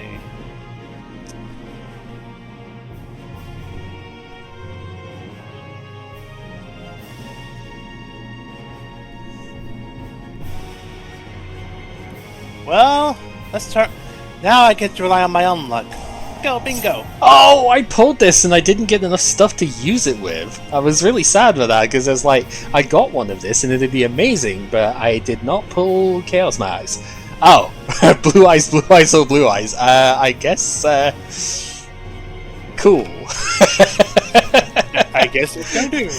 Right. Like, I could have done that, but that was about it. Maiden. Yep. Normal summon Maiden Pass, the classic ultimate combo. Hi, so if this gets targeted like thingy or effect, you can special the Beard from hand, deck, or graveyard, and negate the attack, change its battle position, then special summon from hand, deck, or graveyard. Yep.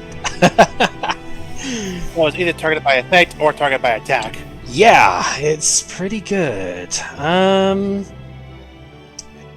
So I am going to activate Burner and discard Blue Eyes White Dragon to bring a blaster out here.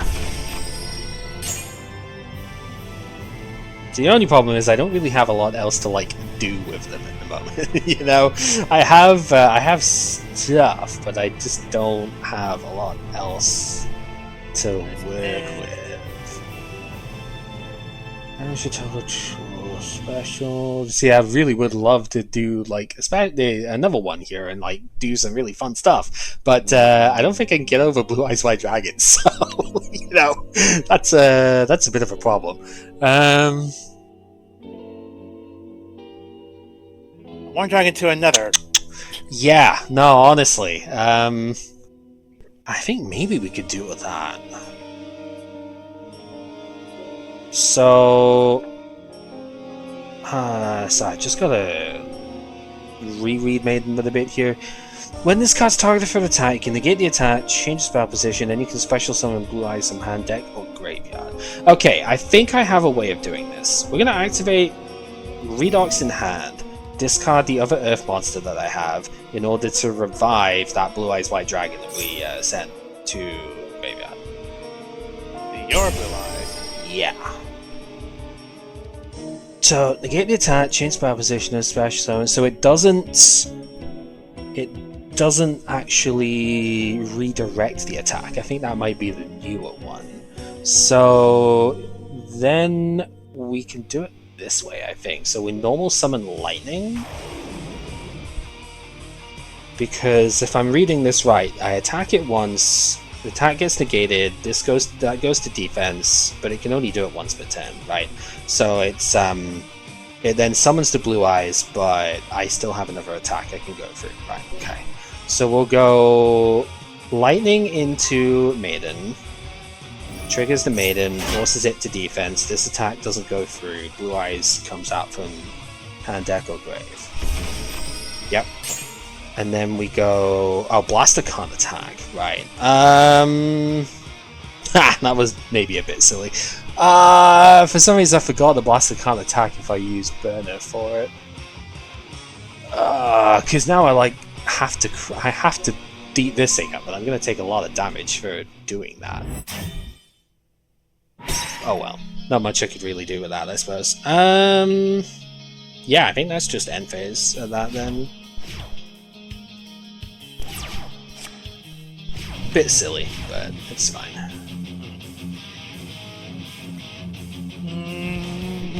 Alright. Well, I guess straight to battle phase. Who's the bigger threat here? That's the question. Hand of graveyard bench total 2 fire inner dragons from the hand graveyard. Part that phase. You control the special summon, return to the hand. Yeah, so if you don't kill it, it goes back to the hand anyway. Yeah. This dragon has a lot of effects for... The Dragon Rollers have got four effects basically, although there are 3 of them are shared amongst all the rollers, but you only get to use 1 per turn, so... Only 1 effect per turn, but you're gonna be using effects. Yeah, so it's like it can special itself if you if I banish stuff. It can discard itself on a fire monster to do to target a card in the field and destroy it. That's its unique effect, if you will. And it's if it gets banished, then it can add a fire dragon from the deck to the hand. I do want to do damage, but that's too many effects for it to really be comfortable with it on the field, so... Yeah, I can understand that. And, yeah, I can revive it from the graveyard, but it also means that I don't have the lightning as material for it. So, I get it. Okay,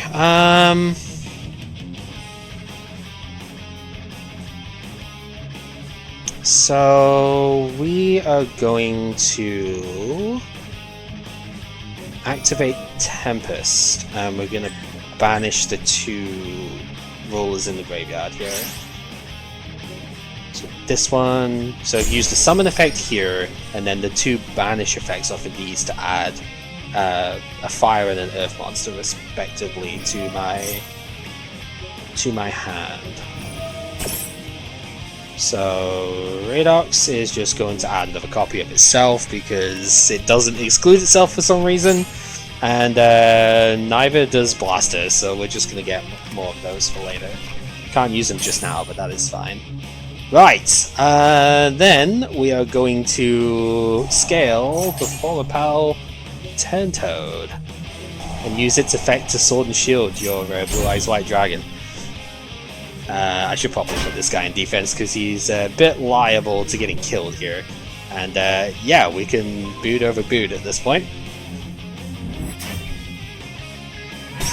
And Tempest can go in. And that's all I got. I don't have... the one thing with this, because of the types of packs we open and stuff, I don't have an extra deck I can go into with these. So, Mallet, I did see this, and I was like, maybe I should. Like, I could have considered playing it a little bit, but I was like, I'm not gonna. Like, what am I gonna dead draw put back into stuff here? I don't know. But like, putting Blue Eyes White Dragon back in the deck actually doesn't seem that bad in a lot of cases. Ooh, there's Sidra. Ah, yeah. He's got to do something, so... Yeah, nah, don't blame you.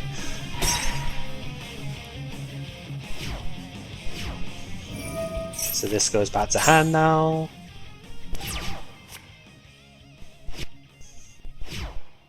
We can track. So... Which bit?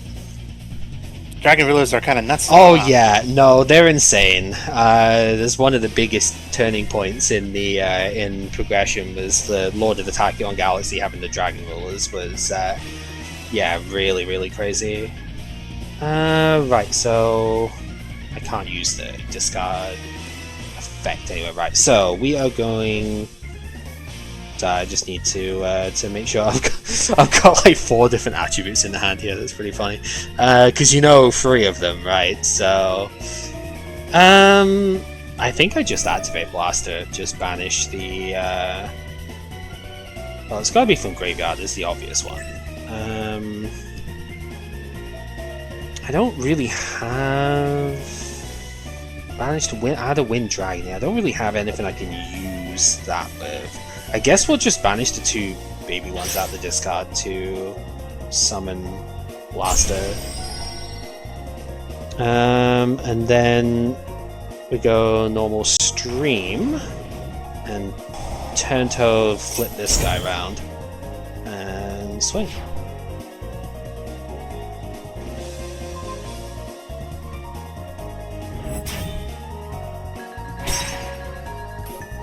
Yeah, that is enough.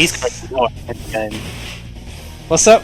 I did not think of these cards at all. I did not know how useful they were at all. Yeah, it's you do kind of need a critical mass of them, I think. But I certainly got that. I'll say that much. This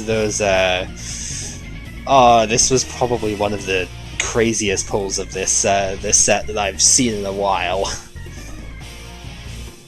Yeah, these cards were actually banned for quite a while, as you can probably imagine, like way longer than they needed to be. But yeah, they got like absolutely massacred for ages because they were like by far the best thing that you could play for quite a while. But to be fair, that also, when you think about like I couldn't do anything but summon them. Imagine folding them into a rank 7 as a monster as well, right? That's the that's where they ended up going with it. It's just absolutely silly. Oh, you made me go first, okay. Normal summon Maiden. If it worked so well last time. Oh, that's actually... Wait. I forgot that this doesn't have to discard Earth specifically. It can discard Dragons too. I'm going to activate Reactant, discarding Whitestone of Legend as well to put Red Ox on the field. And then Whitestone gives us the Blue Eyes in hand as well, so... Oh, that's also kind of funny, is that I could make a synchro with these as well, but I will not.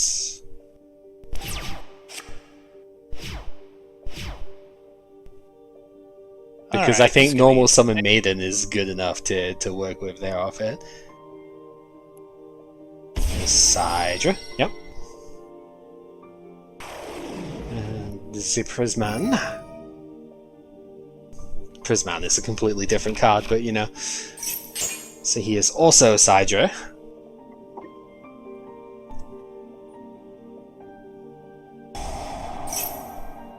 Nice, okay.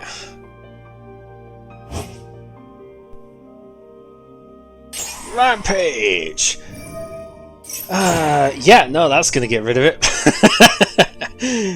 Target spell traps up to number of materials, yeah. Send up to 2 on the mallet afterwards as well. So then you can send up to 2 like machine monsters from the deck to the graveyard, and this gains an additional attack each. That's kind of cool. But... Yep.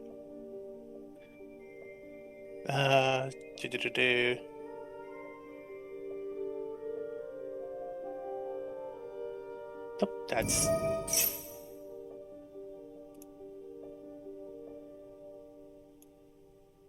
Yeah, so when you open Rampage Dragon, you could sort of see why I was like, yeah, I kind of want the raw yellow pack in here just so you'd be able to... Oh, Faros, nice. So you'd be able to actually summon this thing, because there was only one thing. Yeah, so I have to trigger the Maiden, right?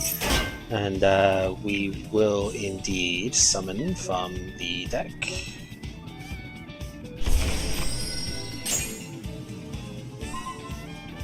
Yep. She can only defend herself once, so down she goes.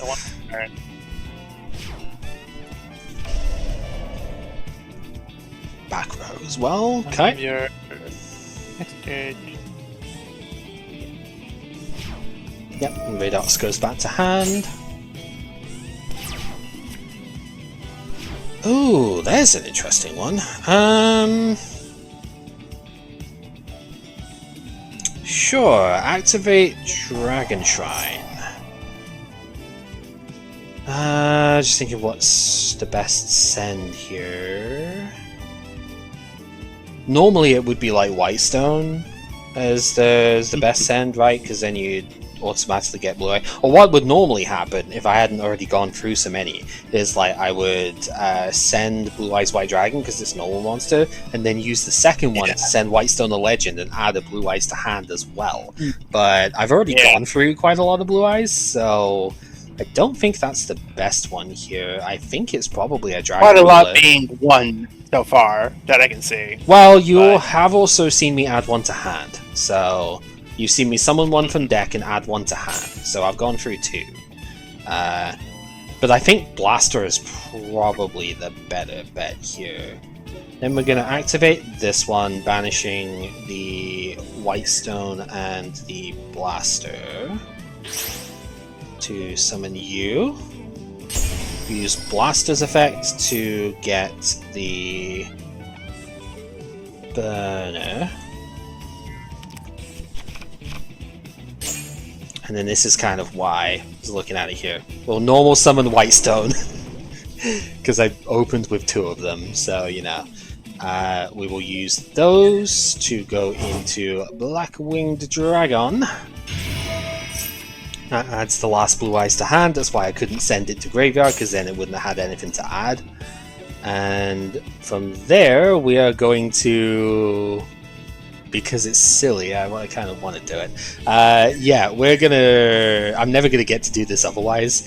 We're gonna overlay these and rank over to Galaxy Ice Tachyon Dragon. Because why not? There we go. Battle Phase.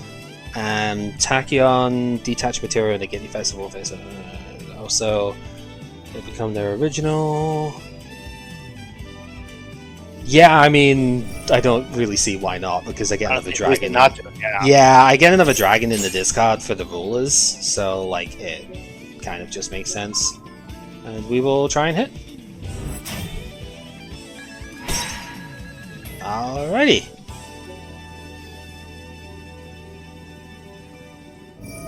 Oh yeah, this does have an effect, doesn't it? Yeah, so you get the power bond.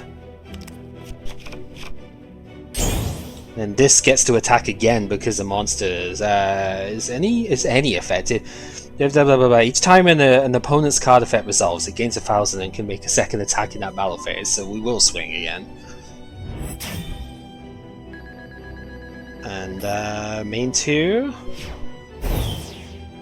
I think I probably do want the Blaster back in rotation, so we'll discard one of those Blue Eyes with the Burner to put this up. I didn't do it before because I remembered it can't attack anyway, so I was like, what was the point, right? But now it's a case of I can get it out and you know, have it in rotation now. Just seems a lot better.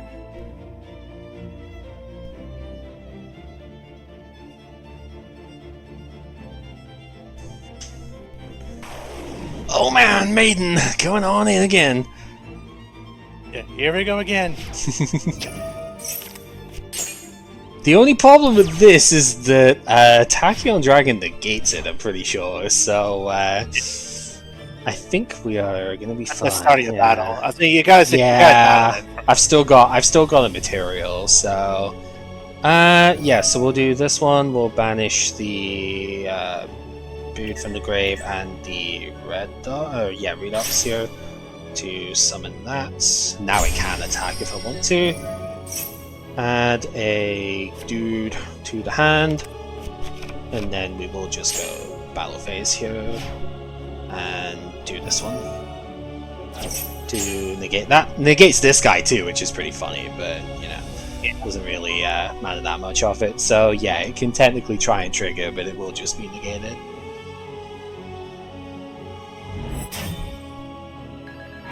And then he can still attack. Thing is, that kind of has to resolve as well. So yeah. Oh, I just realized off the bit. If his effect is negated, can he actually attack? He might not have been able to attack anyway, but I don't know. Alright, so yeah, the Dragon Ruler stuff was very silly, for sure. I do have one last one to hang in, and it is shouldn't be quite as silly as that, but I guess we shall see. They're all silly. Yeah, they are. They are. In their own ways, they are. Oh, this is not exactly the sort of hand I want to see with it, though. Oh, I guess it's not the worst, but also it's not amazing. Because if I remember rightly, the related thing to this can't add itself, and it does ding in from there. Okay, yeah, so that's not great. I guess I'll just normal summon Mizuki and pass for just now.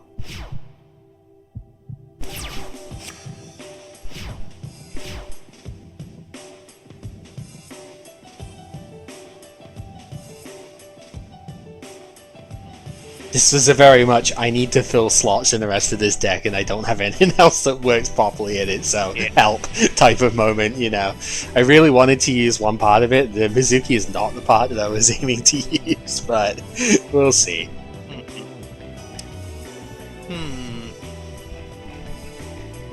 Well, I have ideas here. Oh, Oster! Yeah, okay. Nice. I wanted to use Oster, but I don't think I had anything that banished for the Black Wings, so... Ooh, shuffle one back into and add one from deck to hand. Okay.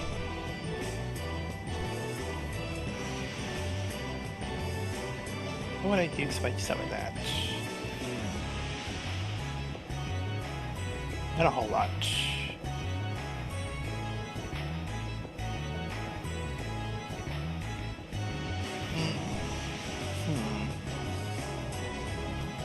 I say you're a good option. Yeah, Gale is always good. Yeah.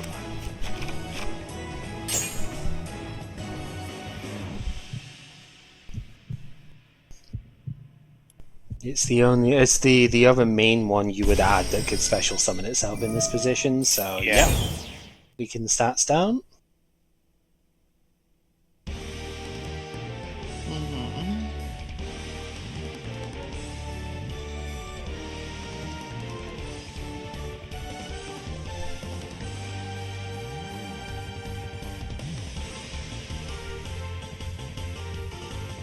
Let's see.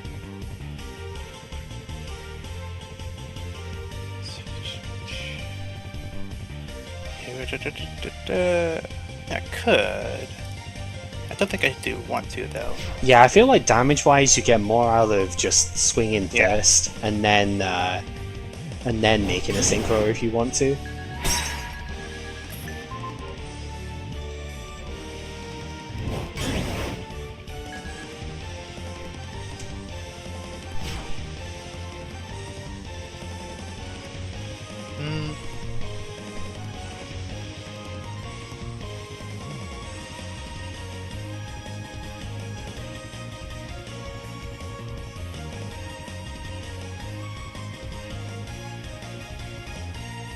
Nah, I think I'm gonna end it there. Seems reasonable, yeah. Oh. Now I kind of wish I did the other play last turn. That's unfortunate. That would have been pretty good here. Okay. What do we do with that knowledge then? I am going to... I think I have to just do this in 2 rounds, which is sort of annoying. Yeah, there's not much I can really do with it this turn either. Because this has to... Yeah, it's... I need graveyard setup, so I have to normal summon this guy to headgear to send one to the grave. And what I wanted to do, right, is I would normally send something like Glassjaw to the grave to get something back from the graveyard, but Glassjaw can't add himself, and I don't have anything else in the graveyard yet, right? So it's just like that doesn't work. So yeah, I get it. There is one that I could potentially do here, actually. That is a bit different. I could send Counterpunch to the graveyard, which is kind of like Collude, but fundamentally different. Because with this, I can swing here.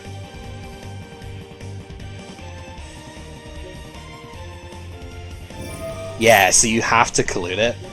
Like, yeah, that's fine. Yeah, because this guy could then buff up the because it would have been buffed up by Counterpunch. Yeah, that's the idea. He isn't destroyed once per turn, which is like kind of cool, I suppose. Yeah. And then once per turn, yeah, but he doesn't attack twice per turn. No, he doesn't. So I think I have to Smashing Ground here to stop you getting too much further ahead. Gold rare from the Gold Series free packs. So it's not great, yeah, because you just get to do this anyway. So I don't know if it's actually any good here, but I gotta freaking try. From the hand at graveyard. Collude only is effective in a hand, so I think it is better to summon you. Wait. Yep. Your effect is over that. Yep. This is not looking great.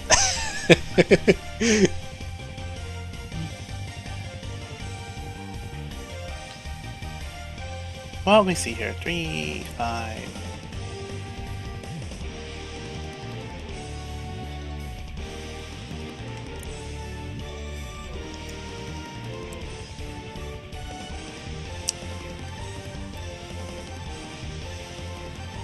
So my problem was that turn 1 I only had Headgeared in the hand. So like if I couldn't really justify sending someone to the graveyard, it wouldn't really do anything. But then turn 2 I've drawn something that I want to I want to be able to summon stuff from the graveyard that I just don't have in there. So like, yeah, you know. But then if I had sent someone to the graveyard, the deck would have shuffled and I wouldn't have drawn the guy in the first place. So like, you can't go too, you can't think too deeply into it. Yeah. So we're making Armed Wing? Yep. Yeah, this is gonna hurt.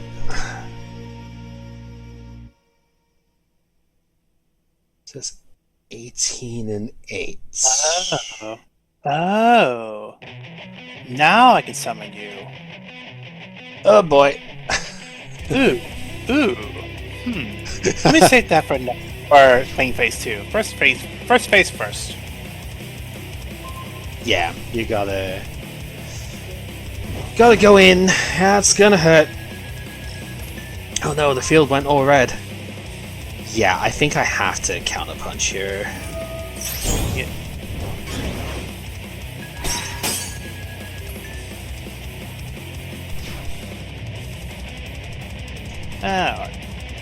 Let's set you when I turn. Yeah, and the nice thing about you having to Collude before is that I don't have to worry so much with that bit. Oh, that is interesting, but I don't know if I can. Wait. I think I've got an idea. Right, we are going to activate Blaster, discarding the Battling Boxer Sparrow to destroy a card on the field. I'm going to take that back up. Took damage of a card. Oh, this one's very cute with Against the Wind. I spotted that as a thing. And then we'll summon the dude that I wanted to thingy in before. Battling Boxer Switch Hitter. This one can revive one from the graveyard, but I'm locked into summoning Battling Boxers for the rest of the turn. Yeah. So that can get back the Sparrow that I just brought in. And he can go, it doesn't really matter to be honest, whichever way around. And then we are locked into summoning the boxes, but let me see, what the heck does this thing even do again?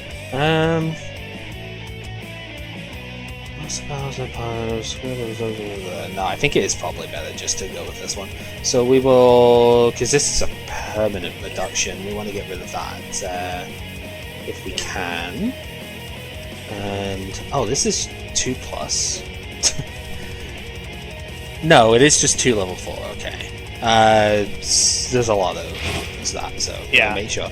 Right, Battling Boxer Lead Joke. See, it's apparently lead, not lead. I thought it was lead because of the metal stuff on it, but no, it's lead joke. Yoke. I mean, it could be lead, but I don't know. Oh. Right, so then we go into battle. It's risky, but I need to clear the field. So we are going to run Switch Hitter in so that we can detach off of this guy and prevent it from being destroyed. Then because the material was detached, this gains 800, so I can run over this thing.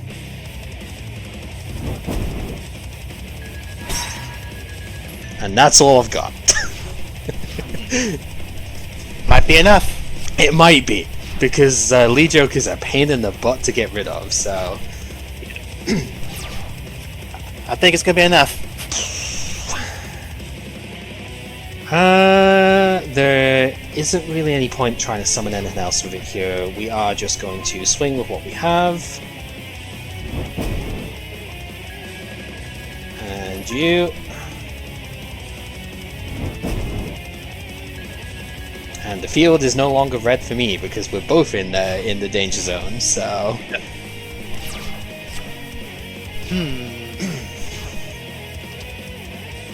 Well... Oh...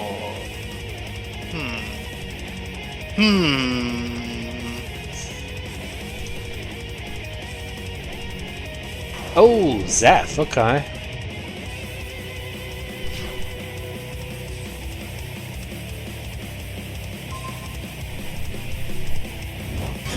Yeah, Save it from destroyed, if you wanted to.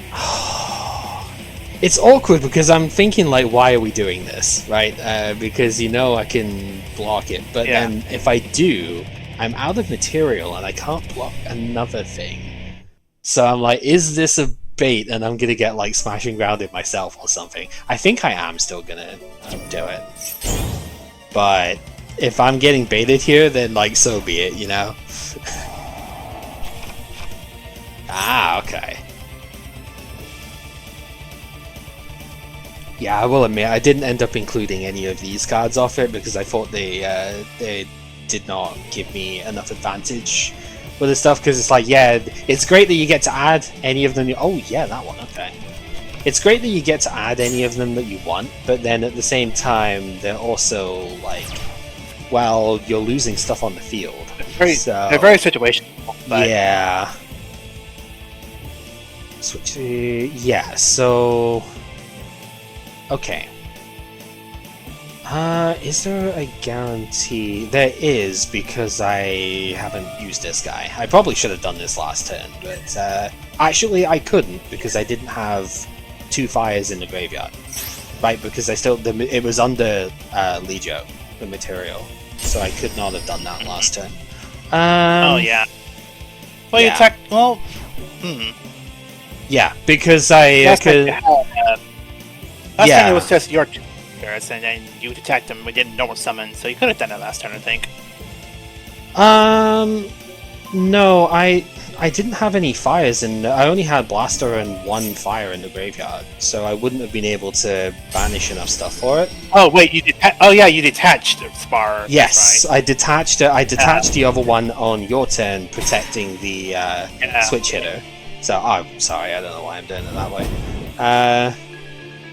It's not.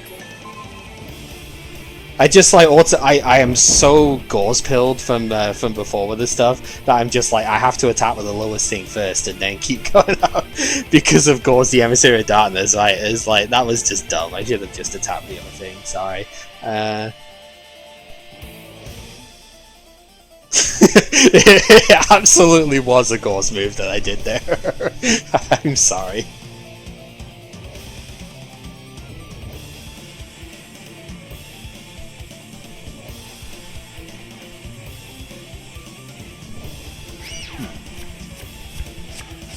Okay. Let's see what you got.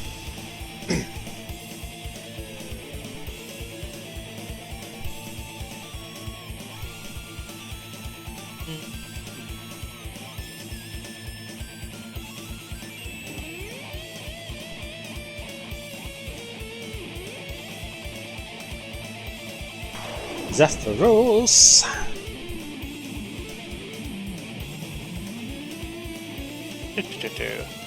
See, if I had like more continuous spell trap stuff to put in these decks, I would have added him in more as well. Because just getting the extra body for another rank 4 is pretty good. 2 back row. Okay. I have option.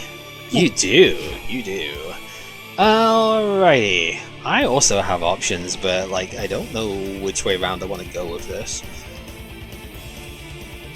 I think I really don't know, actually.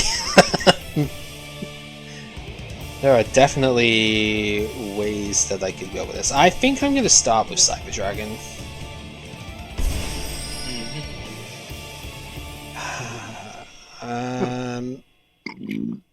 See, the problem is I want to use this guy's effect, but then... Oh! I can target any... Okay, never mind. I can target any monster on the field, right?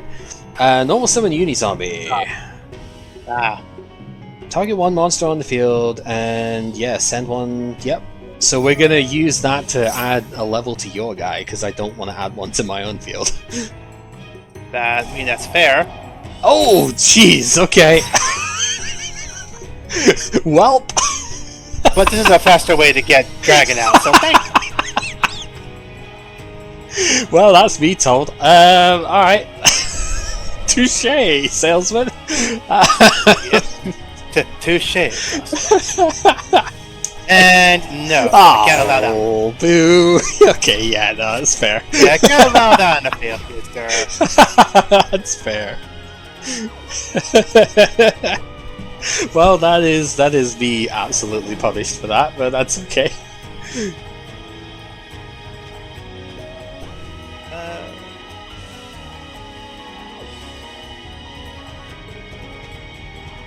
Wait, can I just... Oh, yeah, this is gonna hurt. Yep, because you can just add him and then special it again, because his special is not once per turn. And his special is not once per turn. Yeah. That's a little deep. That's a little rude there. Oh, this is gonna hurt. Yep. And now you get... Oh, Jesus Christ. And now you get Sure as well. So Yep. you can just... Now, oh this, my god. 14, 17, 40, 50... Not quite. This is what we in the business know as a fuck ton of damage, but I don't think it's lethal. Because Sure summons in defense, so... Yeah. Alright. Well, that's fine then. Special 1 Black Queen.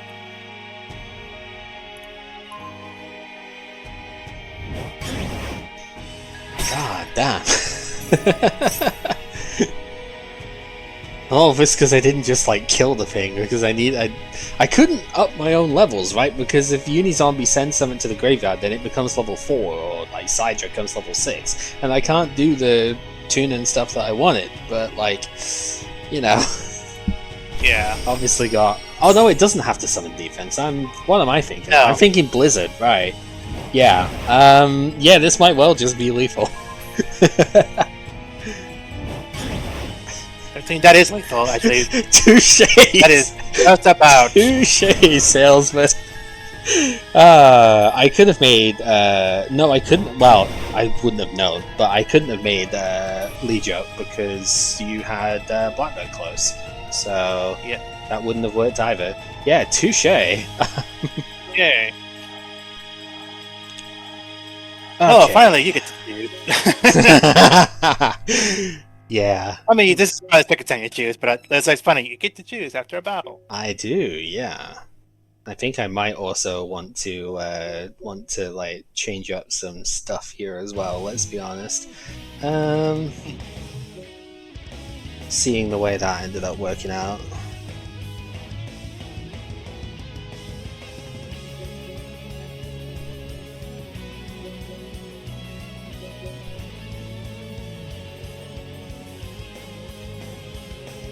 Yeah, let's go with that.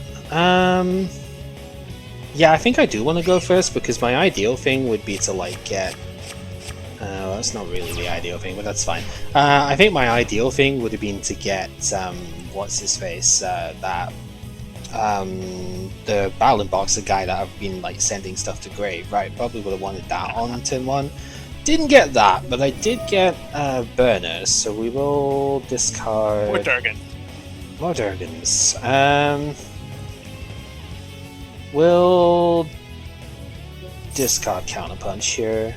Unfortunately, Counterpunch is level 3, so it doesn't quite work out as well as I would like sometimes for Exceed plays, but that's fine. Just set 1 pass.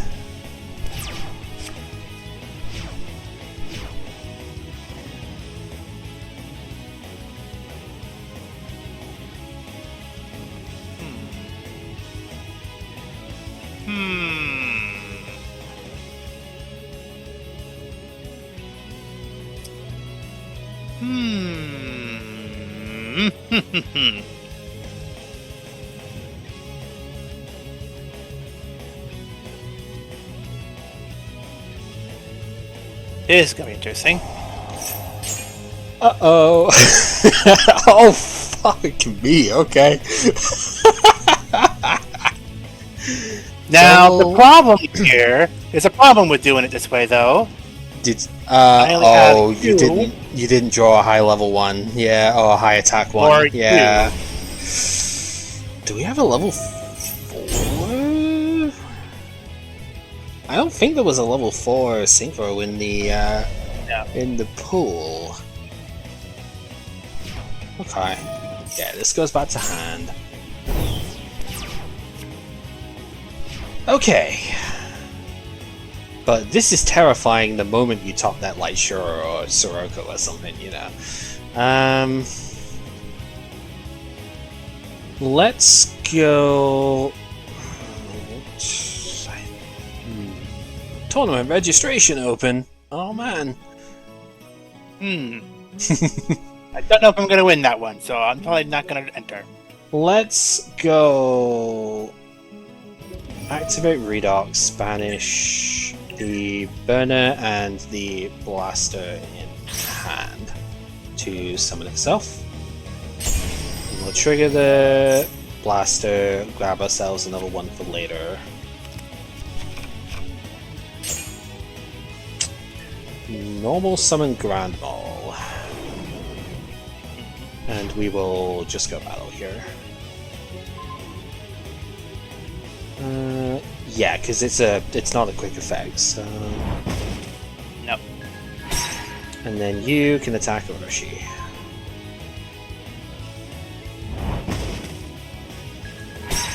And that's will do.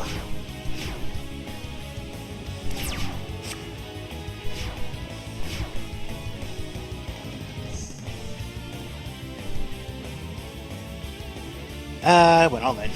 Oh no! Well, to be fair, I have like negative pressure here right now, so you know, I do not have material to keep summoning these guys.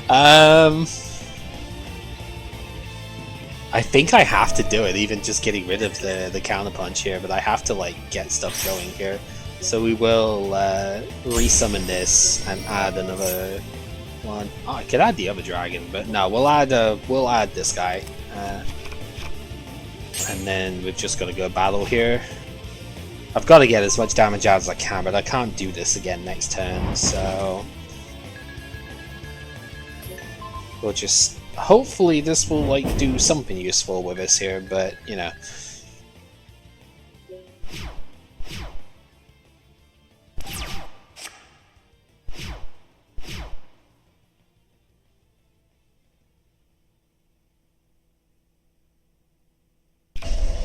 Oh no! Oh no!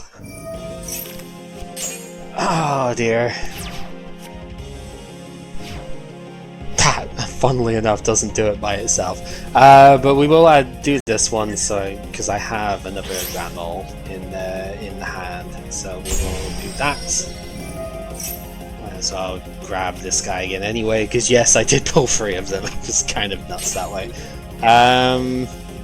Yeah, and then we're gonna go ahead and just try and... the catalog and all the card art is wrong. Oh, what? That's lame. Not all of them, but like I'm looking at Dragon Ruler, and it's one of my Blackwing monsters instead. Oh, that's weird. Like when I click on it, it gives me the right monster, but just looking at it by itself, it's one of my Blackwings. That is really strange. Right. Aw. Right. Yeah, because I know you definitely don't have that monster. Okay, do we want to do anything else now? Or do we want to just like show decklist stuff and show the silly bit with it here? Oh, I gotta stretch here. Oh. Stretching is important. Yeah, usually is. Yeah, the problem with me coming to this, say this is a B thing, so take this with a grain of salt. But the problem with having come in like this is that I can think of decks. I don't know if I can think of anything broken, quote unquote, like what you've been building here, because I did not realize those monsters were that powerful. I never considered them like a thing. I just saw them there, it's like, oh, dragons, okay. But then you just realize that they're actually pretty good. Yeah, but I had a couple of very specific things in mind as to what I wanted to do. One of them, of course, I was hoping that the Dragon Rulers would pan out, and oh dear God, did they pan out! I haven't seen as good a Dragon Ruler pull as that in quite a while. So this was 10 Dragon Ruler names. I actually pulled 4 Redox, but you can only play 3, obviously. This is not Pokemon. So, yeah, I pulled absolutely ridiculously when it came to the Dragon Ruler stuff. So I will show you my 3 decks and in there, giving you the pictures for the stuff that way. So. Just I've already made a brief intro stuff with it myself, but I'll go over some of the cool stuff for you. So the Blackwings were obviously really strong. I didn't even need to play Sirocco in the end because I just didn't think it was going to be that useful for the stuff here. I could have maybe side decked it, but I wanted to put the Grandmoles in the side deck, so it was just like I didn't really see anything else I wanted to take out per se. So it was like, well, I didn't really need to play those, but Shadol's also had some really cool stuff I wanted to do with them. I wanted to do a whole different thing with Shadol, but it was just like the only bit. I actually pulled 3 constructs, but I can only fit 2 in here. It was just, I don't understand how I managed to pull 3 of them. That should not happen, I don't think, but you know, it is what it is. And it's like, well, all I need is a Shadol monster and a light monster and like the polymerization to make the Elshadol construct. I didn't pull Shadol Fusion itself, so I wasn't able to like do the whole loop with it, because being a Shadol spell trap, you can actually loop that much more readily if you get the specific Shadow fusion, but I had to just play Poly instead, and I think that was totally fine, to be honest. But yeah, I got like just enough Shadow names. A lot of them were rares, and I pulled a lot of different rares in that set, but like Dragon and Falco, I think, were rares. Beast was a rare as well. It was like I managed to get just barely enough of them to make it work. I had to play light monsters, so of course Cyber Dragon and Thunder King Ryo were the best ones I could come up with for that. So I should have maybe put Ryo in like every deck, but I thought that would be boring, so I put it in the one that needed light monsters, and that was it really. The card is just very, very strong, as you know, so it's like, I didn't want to put it in everything, but I figured, yeah, let's put it in the one it makes sense in. And yeah, of course, the Black Wings can do all the synchro shenanigans, so like I pulled basically every relevant synchro. I could have made Stardust Dragon on turn 1 of game 1, that was like sort of what I was looking at. It's like I could have gone like El Shaddai Construct and Stardust Dragon, I think, in that first game, which was absolutely ridiculous. The couple other cool cards I picked up for this one, Manifest Horus is kind of decent. It's a generic level 6 synchro monster that if you make it with effect monsters, you can negate the effects of one face-up card on the field, which is pretty cool. So it can block out stuff quite nicely. And then specifically for the Black Wings, in I believe it was Lord of the Tachyon Galaxy, I pulled the Ice Beast Xerophine, which is another one that's like kind of decent for it that way. You have to use Winged Beasts to make it, like level 4 one specifically, but it like negates every other card the opponent controls, like face-up ones, and for every face-up card that is on the field in total, it gains tap power, so it can get really big if there's an established field in play.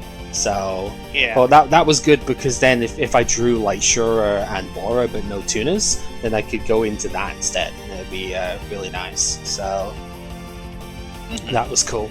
The Shadow Core was also kind of nice, because if I didn't draw one of the light monsters, then I could use that as my light monster, but it's also a Shadow monster, so it can fulfill that aspect as well. So, and yeah, there's 41 cards in here because I couldn't think of one to cut that I really, I really needed basically everything that was in there. I guess Sinister Shadow Games is probably the most cuttable card. It's technically not a Shadow card, but it is because it sends Shadows from the deck to the grave, and as you know, sends my card effects, so it gets to trigger all the stuff there. So that was the idea. And again, your good thing about this with all these cards that you can have access to, I still have a problem processing the information, like what cards can I use, what cards should I use, should I be looking for this word, that word. When I was searching it up, I think I was searching for just Blackwing, but there's a lot of monster cards that can actually use Blackwing archetype that weren't listed in Blackwing when you look it up through this website, or at least through the means of the search engine.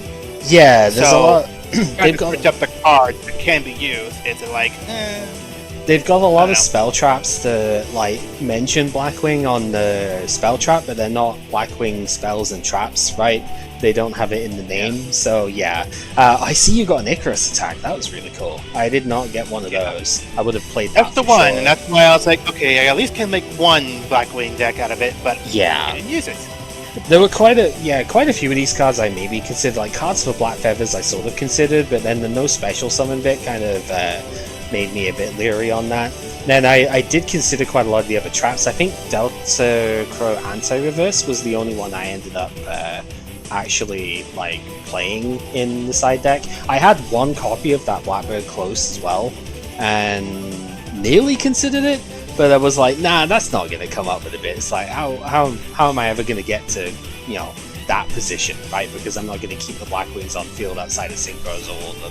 it just seemed a bit weird. But then, like, I probably should have played it anyway. It's not a turn to keeping it on the field. Yeah, it's not a turn of keeping it on the field. It's a turn of getting it on the field. Yeah. But, so, I mean, you can't use it with the hand, that's one thing, but you still can't use it as a trap card. Yep. And I know, I thought it looked pretty useful. No, it's really good. I just didn't think I was going to be in the spot to use it, and well, that certainly showed me, Yeah.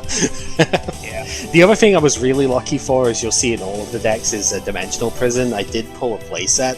Felt really lucky with that because it was in the ultra rare slot of the raw yellow pack. I was like, this is the best removal. Like, you could have the best back row you could put into the entire like set. So I thought, lucky to have that, right? The other one that I had in like all the side decks was Wall of Disruption. This was in Secrets of Eternity, I think. It's a Duel Link staple, used to be anyway, back in lower power levels. So when the opponent's monster declares an attack, all attack position monsters the opponent currently controls lose 800 for each monster they control, and that's permanent. It's no Mirror Force, but like it can zero out like all of your monsters if you've got enough attack and stuff going on. So yeah. I did have that in the side deck for a lot of them. I didn't have space in the Blackwing deck for it as the main thing. And then, at least for the Blue Eyes, like the Dragon Ruler deck, I just needed to have as many like names and attribute stuff as I could possibly have here, right? Because as you saw, I was sort of running out of material for the Dragon Rulers I had in the Battling Boxer deck. But here, yeah, this was absolutely absurd. Right, the Blue Eyes White Dragon engine is definitely something that's pretty good to add in with the Dragon Rulers, because, like, you know, send the White Stone to the graveyard, add Blue Eyes to the hand, and then the Blue Eyes is material to use with the Dragon Rulers. Like, you're not normally summoning Blue Eyes unless you get Maiden on the field, right? But that's fine, because it's a dragon. It gets to do all of the stuff that you want for the rest of it to summon all the other guys out. Yeah. So that was really cool.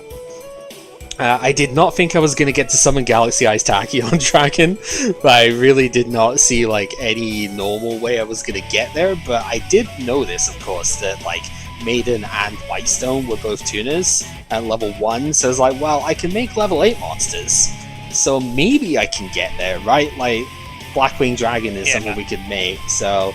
And actually Stardust Dragon was also something I picked up that I thought was pretty good. I believe that was another gold rare in Duelist like Gold Series 3 is where I got it from. So I thought that was really cool. I just didn't really ever have an opportunity that like made sense to summon it here. But yeah, you saw basically all of the stuff in this one. I only pulled one Turn Toad. I was really hoping to see more of that, because like when I saw what it could do, right, this like you place it in the spell trap zone as a, you know, pen scale, and then it's just flip one of the opponent's monsters around, or like one of your monsters if you've got higher defense and stuff, right? So like Redox suddenly becomes a Blue Eyes White Dragon attacking that turn. It seems really good. So there was that, and then Performer Power Whipsnake did a very similar thing actually, but I only pulled one of each, so kind of annoying. But Whipsnake is not a pendulum monster. It has to go on the field to do that. The benefit is that it can do it during either player's main phase, so it can mess up the opponent on their turn too. Very strong card, actually. Yeah, so there's just a lot of dragons, obviously, a ton of names there. I got extremely lucky with the Dragon Rulers here. That's out of 24 rares in the set, because they're all rares in Lord of the Tachyon Dragon. Out of 24 rares, technically 11 of them, I think. Is that 11? No, 4, 3, 2, 1. So it's 10 of them were Dragon Rulers. 9 separate names that I could play, because I got 4 in 1, right? So, yeah, I got really lucky with that, and also managed to pull the Blue Eyes out of the last pack that I'd opened as well, right? All of the Blue Eye stuff there was good. And, yeah, Dragon Shrine just gives you so much material for it. It was really good. And then the Battling Boxes, well, they're really cool, and they're also fire. So, like, Lead Yoke is really hard to out. So I figured this would be worth building into. The only problem is I only pulled one Glassjaw. And Glassjaw is, like, not quite the best one, but it's very close to it. Like, it's, if it gets sent to the graveyard, then it gets to add a different Battling Boxer back to the hand. So it makes it really easy to use stuff like Switch Hitter to constantly make rank 4s with it. But yeah, I didn't get enough of them, so I had to kind of improvise a little bit here. And I tried to add a little bit of the zombie stuff that I had in so I could have some tuner access, right? Because I got a Plague Spreader Gold Rare, and we got all the Uni Zombies and a couple of Mizuki, so you could summon the stuff back. But didn't quite work out in the end with that. That's okay.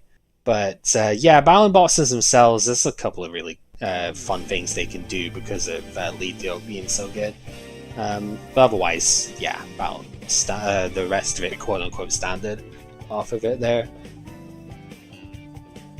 I figured I would add Redux because I had added some more Earth monsters with like the Mizuki and the Grand Mole and Exploder Dragon too. I think I forgot to put this in the Dragon Roller deck because I was trying not to make you wait for too long. After you said you were done, like I was halfway through making my first deck and I was like, okay, I need a bit more time here. You know? If I actually spent more time thinking and looking through the cards and like studying them, I probably would have been like, oh, I can actually make this card deck a little better, a little better than what I have here. Because I still had cards that looked fun and interesting, but I don't know how good. I guess how good they can be. I mean, one Mystical Space Typhoon, at least that's something. Yeah, I was glad I pulled one. The other thing I was really wanting Lightsworn to do something because there's not enough times in the world where you can summon Judgment Dragon. I know, and Judgment Dragon was a common in the Raw Yellow pack as well. It's absurd. I'm pretty sure I've got 3 of it, but if anyone could tell, I like Lightsworn. Yeah, I know. I was rooting for you to be able to make that deck, I'll be honest. Even if it wasn't going to be like the best one for it, I was thinking there was something there, but there's things there, it's not enough to be good enough though. But give an idea how much I like them. I had a friend that gave me a Lightsworn structure deck, so I do actually have one in possession. That's cool. Oh, you did pull the Chaos Max Dragon. Yeah, and I was going to use it, but I couldn't. I had the ritual card in hand when I was playing that Blue Eyes deck. Oh dear God! I couldn't draw the Max Dragon. I'm fairly sure, at least in main deck, I did have Grand Moles in the side deck, but I'm fairly sure if you manage to summon Chaos Max, like almost none of these decks can actually beat that card outright. Right? You've got to. Because Dimensional Prison targets, which Chaos Max is immune to, I do have, like I say, Grand Mole was in the side decks if it wasn't main, and I guess it's immune to destruction as well, isn't it? So Exploder Dragon doesn't work. The opponent cannot target this card, also cannot be destroyed by your opponent's card effects. Yeah, so Exploder Dragon doesn't kill it either. So it's literally Grand Mole is like the only thing that I'd be able to beat it with.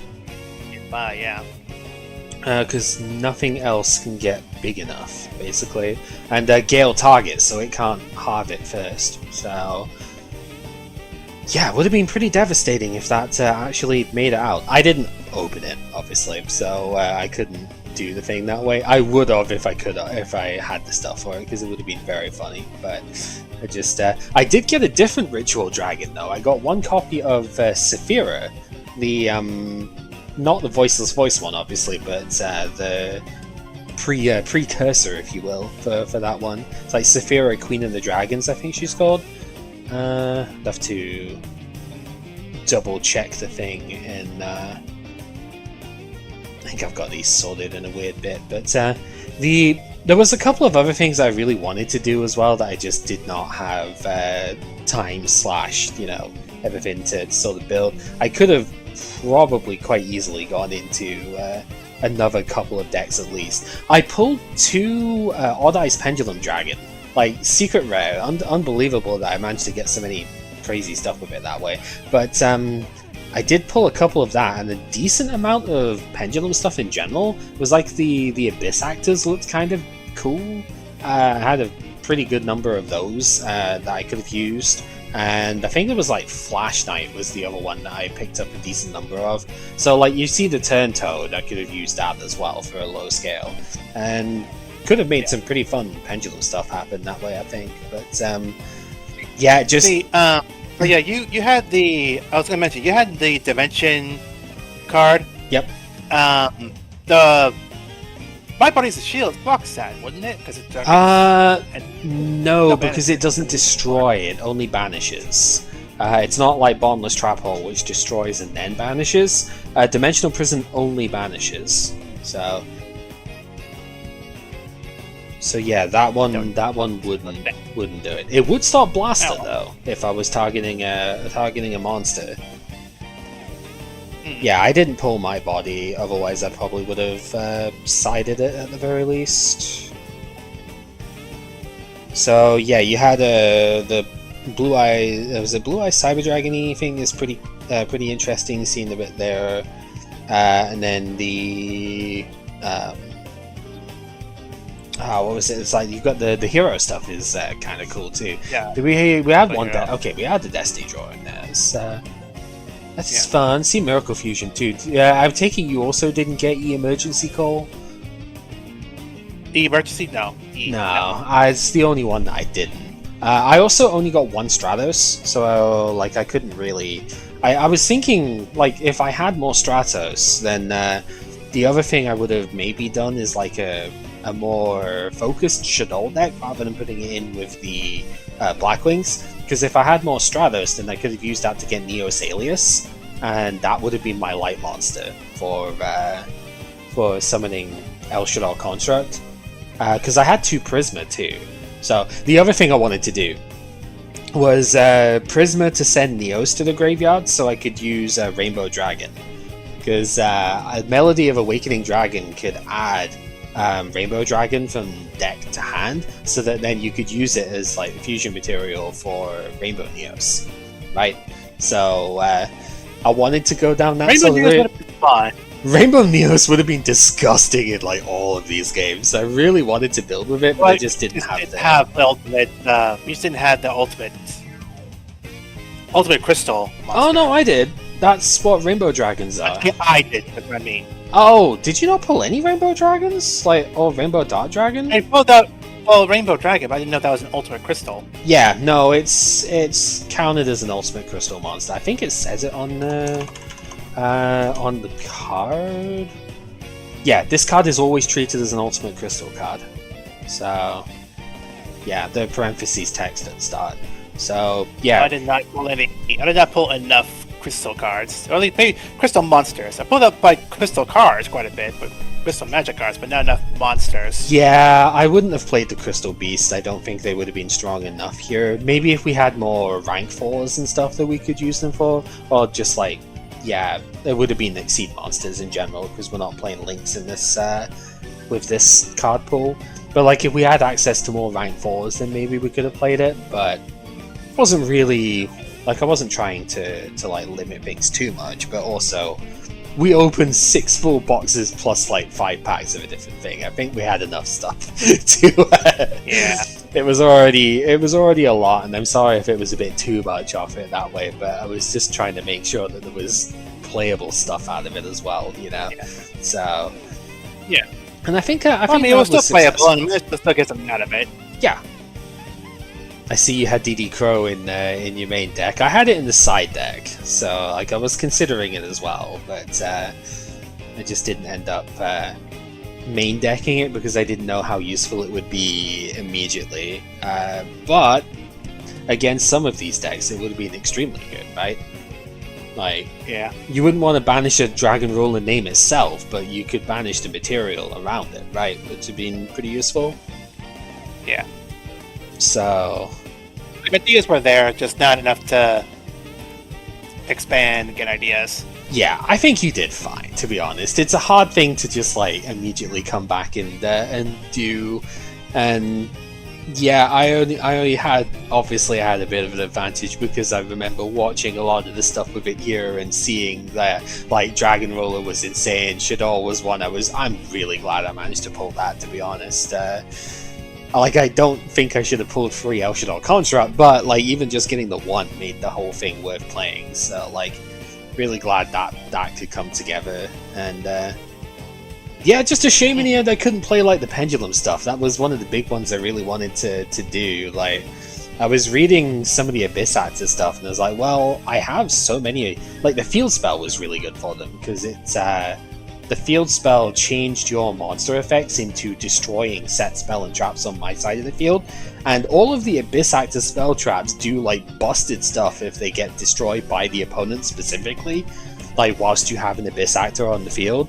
So it's like, you know, one of them is draw until you have 5 cards in your hand. There's a sort of example bit where it's just like, good lord, you know. And I think I pulled enough of them that I could have done it, but it's just like I just did not have the deck space, if you will. Like I could only play so many decks, right? And but like that could have been really cool. There was a couple of like miscellaneous things that ended up looking like they would have been good. I sort of missed out on getting any of the cooler Blackwing stuff from the Legacy, not Legacy, the Legendary Duelist pack thing, or like the last one that we opened. Because there was Cimo, ironically, didn't pull that, would have been funny. But there was also Full Armor Master, would have been like unbelievably busted in that set. I just didn't pull that one. But I did get like, so I did get all the previous ones, which is fine. Then there's unfortunately quite a few like little archetype stuff that was in the middle of their support stuff for the sets that we opened. Like the Fire Fist cards were better in like previous sets and stuff. There's like I got 3 different ones that could have been kind of cool, but they all needed fire formations that were in different sets than what we opened. So like none of those could do anything. I think I got a few Burning Abyss cards as well, but I didn't get Dante's, so we couldn't play that one. And I think their Spell Trap stuff was also in a different set, so it's the hazard of not doing like a full progression thing for it, isn't it? But I think we got enough cool stuff out of it. We get some cool stuff out of it, yeah. There's not too cool stuff with these decks and such, but it gives an idea of what some of the fun stuff that they used to play in the draft. What we should have gotten to in our draft, but yeah, it's fine. We did a lot of fun stuff in our own right. I think there would be a way that we could end up doing stuff with here, but I think it would be more fun if we were to ever do anything with this again, to wait until the Master Duel Pack Simulator comes out in on the site, and like for non-Patreon stuff, because they're doing like closed beta test type stuff effectively with their Patreon at the moment. But I think when that becomes available, that's when we could maybe consider doing something, because I think the Master Duel Packs could be a lot more fun to do stuff with nowadays. So it'll be interesting to see what it's like.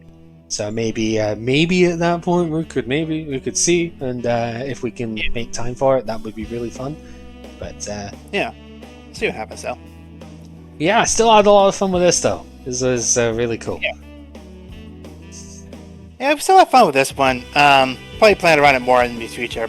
I'm not sure like what our future is going to hold, but we'll see what happens. Yeah. Until then, though, I think it's a fun way to just say, yeah, Yu-Gi-Oh's still fun. Maybe a bit one-sided in some cases. But still, no. I don't know how one-sided it is. You did OTK me at the very least. I mean, like, fair enough, I guess. One turn kill, I guess. That's fair That was enough. pretty cool, I'm not gonna lie. I mean, I guess that's fair enough. But I'm still saying, though, like, I don't know how much they went through this kind of stuff with their own draft series, but I don't know. I like to think we're still trying to keep the spirit alive of just having fun with just BSing, just messing around, being silly with the game. Yeah. Oh, absolutely. As much meta has been kind of dumb with this kind of game. Yeah, I haven't touched Master Duel proper in a while. I think I need to just log in a little bit to get the World Championship like bonus gems and stuff, but like I haven't actually touched the game itself in quite a while. So yeah, I'm looking through this. I have 7 Judgment Dragon in this draft, and I have no way of summoning them well enough. Like, it's so sad. I got like 2 Jane. That was kind of cool. And like I said, I got that Felis. 3. Yeah. I only had just like 1 Judgment Dragon. Really? That's unfortunate. I think I only had just one. I think. I'm not sure. I'll have to double check again. Yeah, that'd be really unfortunate considering it was. So I can take a look. Yeah, search binder. Go Light Swarm. So my Light Swarm pulls. Let's see. So I got a ton of Arcus, but Arcus isn't like that good, you know. Got Felis, but you would. If I had 3 Card Trooper, maybe I would have considered this one, to be honest. Got 1 Felis. I got 2 Garoth, 2 Jane, 1 Lumina, 2 wolf, and like 7 judgment dragon. So I had technically 1, 2, 3, 4, 5, 6 different names that I would have played. Yeah, so did I. So Arcus, Fellas, Gareth, Bane, Lumina, Wolf. Oh, you also pulled Fellas. That's cool. Yeah. Yeah. So, like 6 different names, but there wasn't really enough ways of milling for them. That was my problem. All maybe. Did you all mill from the deck? Only it will send them from deck to grave only if you have Shaddoll Fusion and the opponent has a monster from the extra deck on the field. But if you do have Shaddoll Fusion, Lightsworn Shaddoll would have been the way to go, yeah, for sure. Because, the opponent has anything from the extra deck, and you just go Shaddoll Fusion, send, like, probably Hedgehog and a Lightsworn name or something, and you get your construct, and then Shaddoll Hedgehog gets you another one out of the deck and stuff. It's just ridiculous. Yeah. Or Shaddoll Beast, and you draw a card, we saw that as well, so... Yeah. So yeah, that would have been... Well, the only Shaddoll I had was Wendigo. Yeah, I pulled that one as well, and I was like, this is cool. I don't really have wind monsters, so it's not likely to come up. But like I said, Shaddoll Core, the trap monster, can modulate its attribute. So I could make that a wind monster if I had another Shaddoll to use with it. So, like, I technically had a wind summoning. If I had enough for it, maybe. Drawing a lot of Mecha Phantoms and not having enough to make a deck out of it, that was interesting. Yeah, I would have been hoping... Mecha Raptor, Abstract, Draco Sack, Black Oh, you got Draco Sack! I'm jealous, I will be honest. That is the payoff for Dragon Rollers in the draft sets that we had. Because, you can make that with the level 7s from the Dragon Rollers. It's the only rank 7 in the entire pool as well, so, like... Yeah. But it was a secret rare, and it wasn't I got, like, Totem Bird instead or something, I think, over that one. There was a secret rare that I got 2 copies of that I didn't end up playing, but kind of wanted to. It was a trap card called Pinpoint Guard. It's from Lord of the Attacking Galaxy, actually, so it could have been 2 Dracosack I got instead, Normal trap card. When the opponent's monster declares an attack, target a level 4 or lower monster in your graveyard, special summon it in defense position. It cannot be destroyed by battle or card effects this turn. It's like, I maybe should have played that in the side deck of one of these, but just didn't quite... I kind of wanted to try to use Windrose, because it looked funny. Oh! Windrose, the Lord. Elemental Lord? Oh god, yeah. I did not pull that, let's say that much. I mean, yeah, it would have been fun. It would have been fun to see the bird that's a rose up close. Yeah. On the field. But I was like, you have to use a bunch of monsters. I don't think I had enough for that. No. I did pull Hoppy Channeler, though. Like, I was thinking Lord of the Attacking Galaxy had a couple of new Hoppy cards as well. It's like, this is cool and all, but there are no other Hoppies in the draft set, so it does nothing. Because I got Hysteric Sign as well, so it's like, this would be super cool if we were playing the stuff for it, but we weren't, so it's fine. There definitely wasn't enough Noble Arms to use Noble Knight. No. Those were super high rarity cards across a whole bunch of sets in the Zexal era, so there was never going to be any sort of way we would use those. Because I did pull not one enough letter as well. To get by. Shame again, Necro Gardener. Oh, Necro Gardener would have been pretty cool, but yeah, you'd have needed to use Lightsworn for that, I think. Yeah, the biggest one I was missing... I probably should have used Dimension... You know what? I'm just now looking at this now. Maybe I should have used Dimensional Fissure. Oh, yeah, I didn't really consider it, but I did pull, like, 2 each of that and Macrocosmos. Yeah. That would have been very annoying, I will say, but I didn't want to go down that route. Like, a lot of the time in Progression Series, they would side deck that sort of type of stuff, because of course they're ultimately playing it in a competitive manner. They are trying to win, all the games they can off of it. So Floodgate's a fair game in that aspect if they're not banned otherwise. So, but I didn't want to go down that route. I was like, no, this is too annoying. I would rather just play like fun games, if you will. So I decided against doing that because that would have been the monster removal too, right? If you play Macrocosmos and Grand Convergence, like yeah, it's a 2-card combo, but that's a Dark Hole effect plus a tiny bit of burn damage. So would have been like a way of deleting fields, which, you know, cool, but ultimately I just was like, nah, this isn't going to be fun enough. Not quite fun enough. That definitely wasn't enough samurai shenanigans to go shenanigans. Yeah, the 6 fun, but no, there just wasn't enough 6 samurai monsters. No, Gateway can only do so much. But that's how it is. Yep. Right, it's getting hot. I need to turn on the AC unit. Sounds good, man. Well, thank you very much for playing, and I do hope it was enjoyable, despite one thing with again, you had a really good Blackwing came off of that. That was crazy. Like just one turn kill, but it got enough to get the win at least. Get that 1 round win. But you know, back and forth, it happens a lot. It does, yeah. Well, there was a couple of really good close games, to be honest. So it was, it's a lot of fun. I said we'll have to try and do this again at some point, but for now we shall leave it there. Thank you very much for watching, and until next time, take care. Bye bye.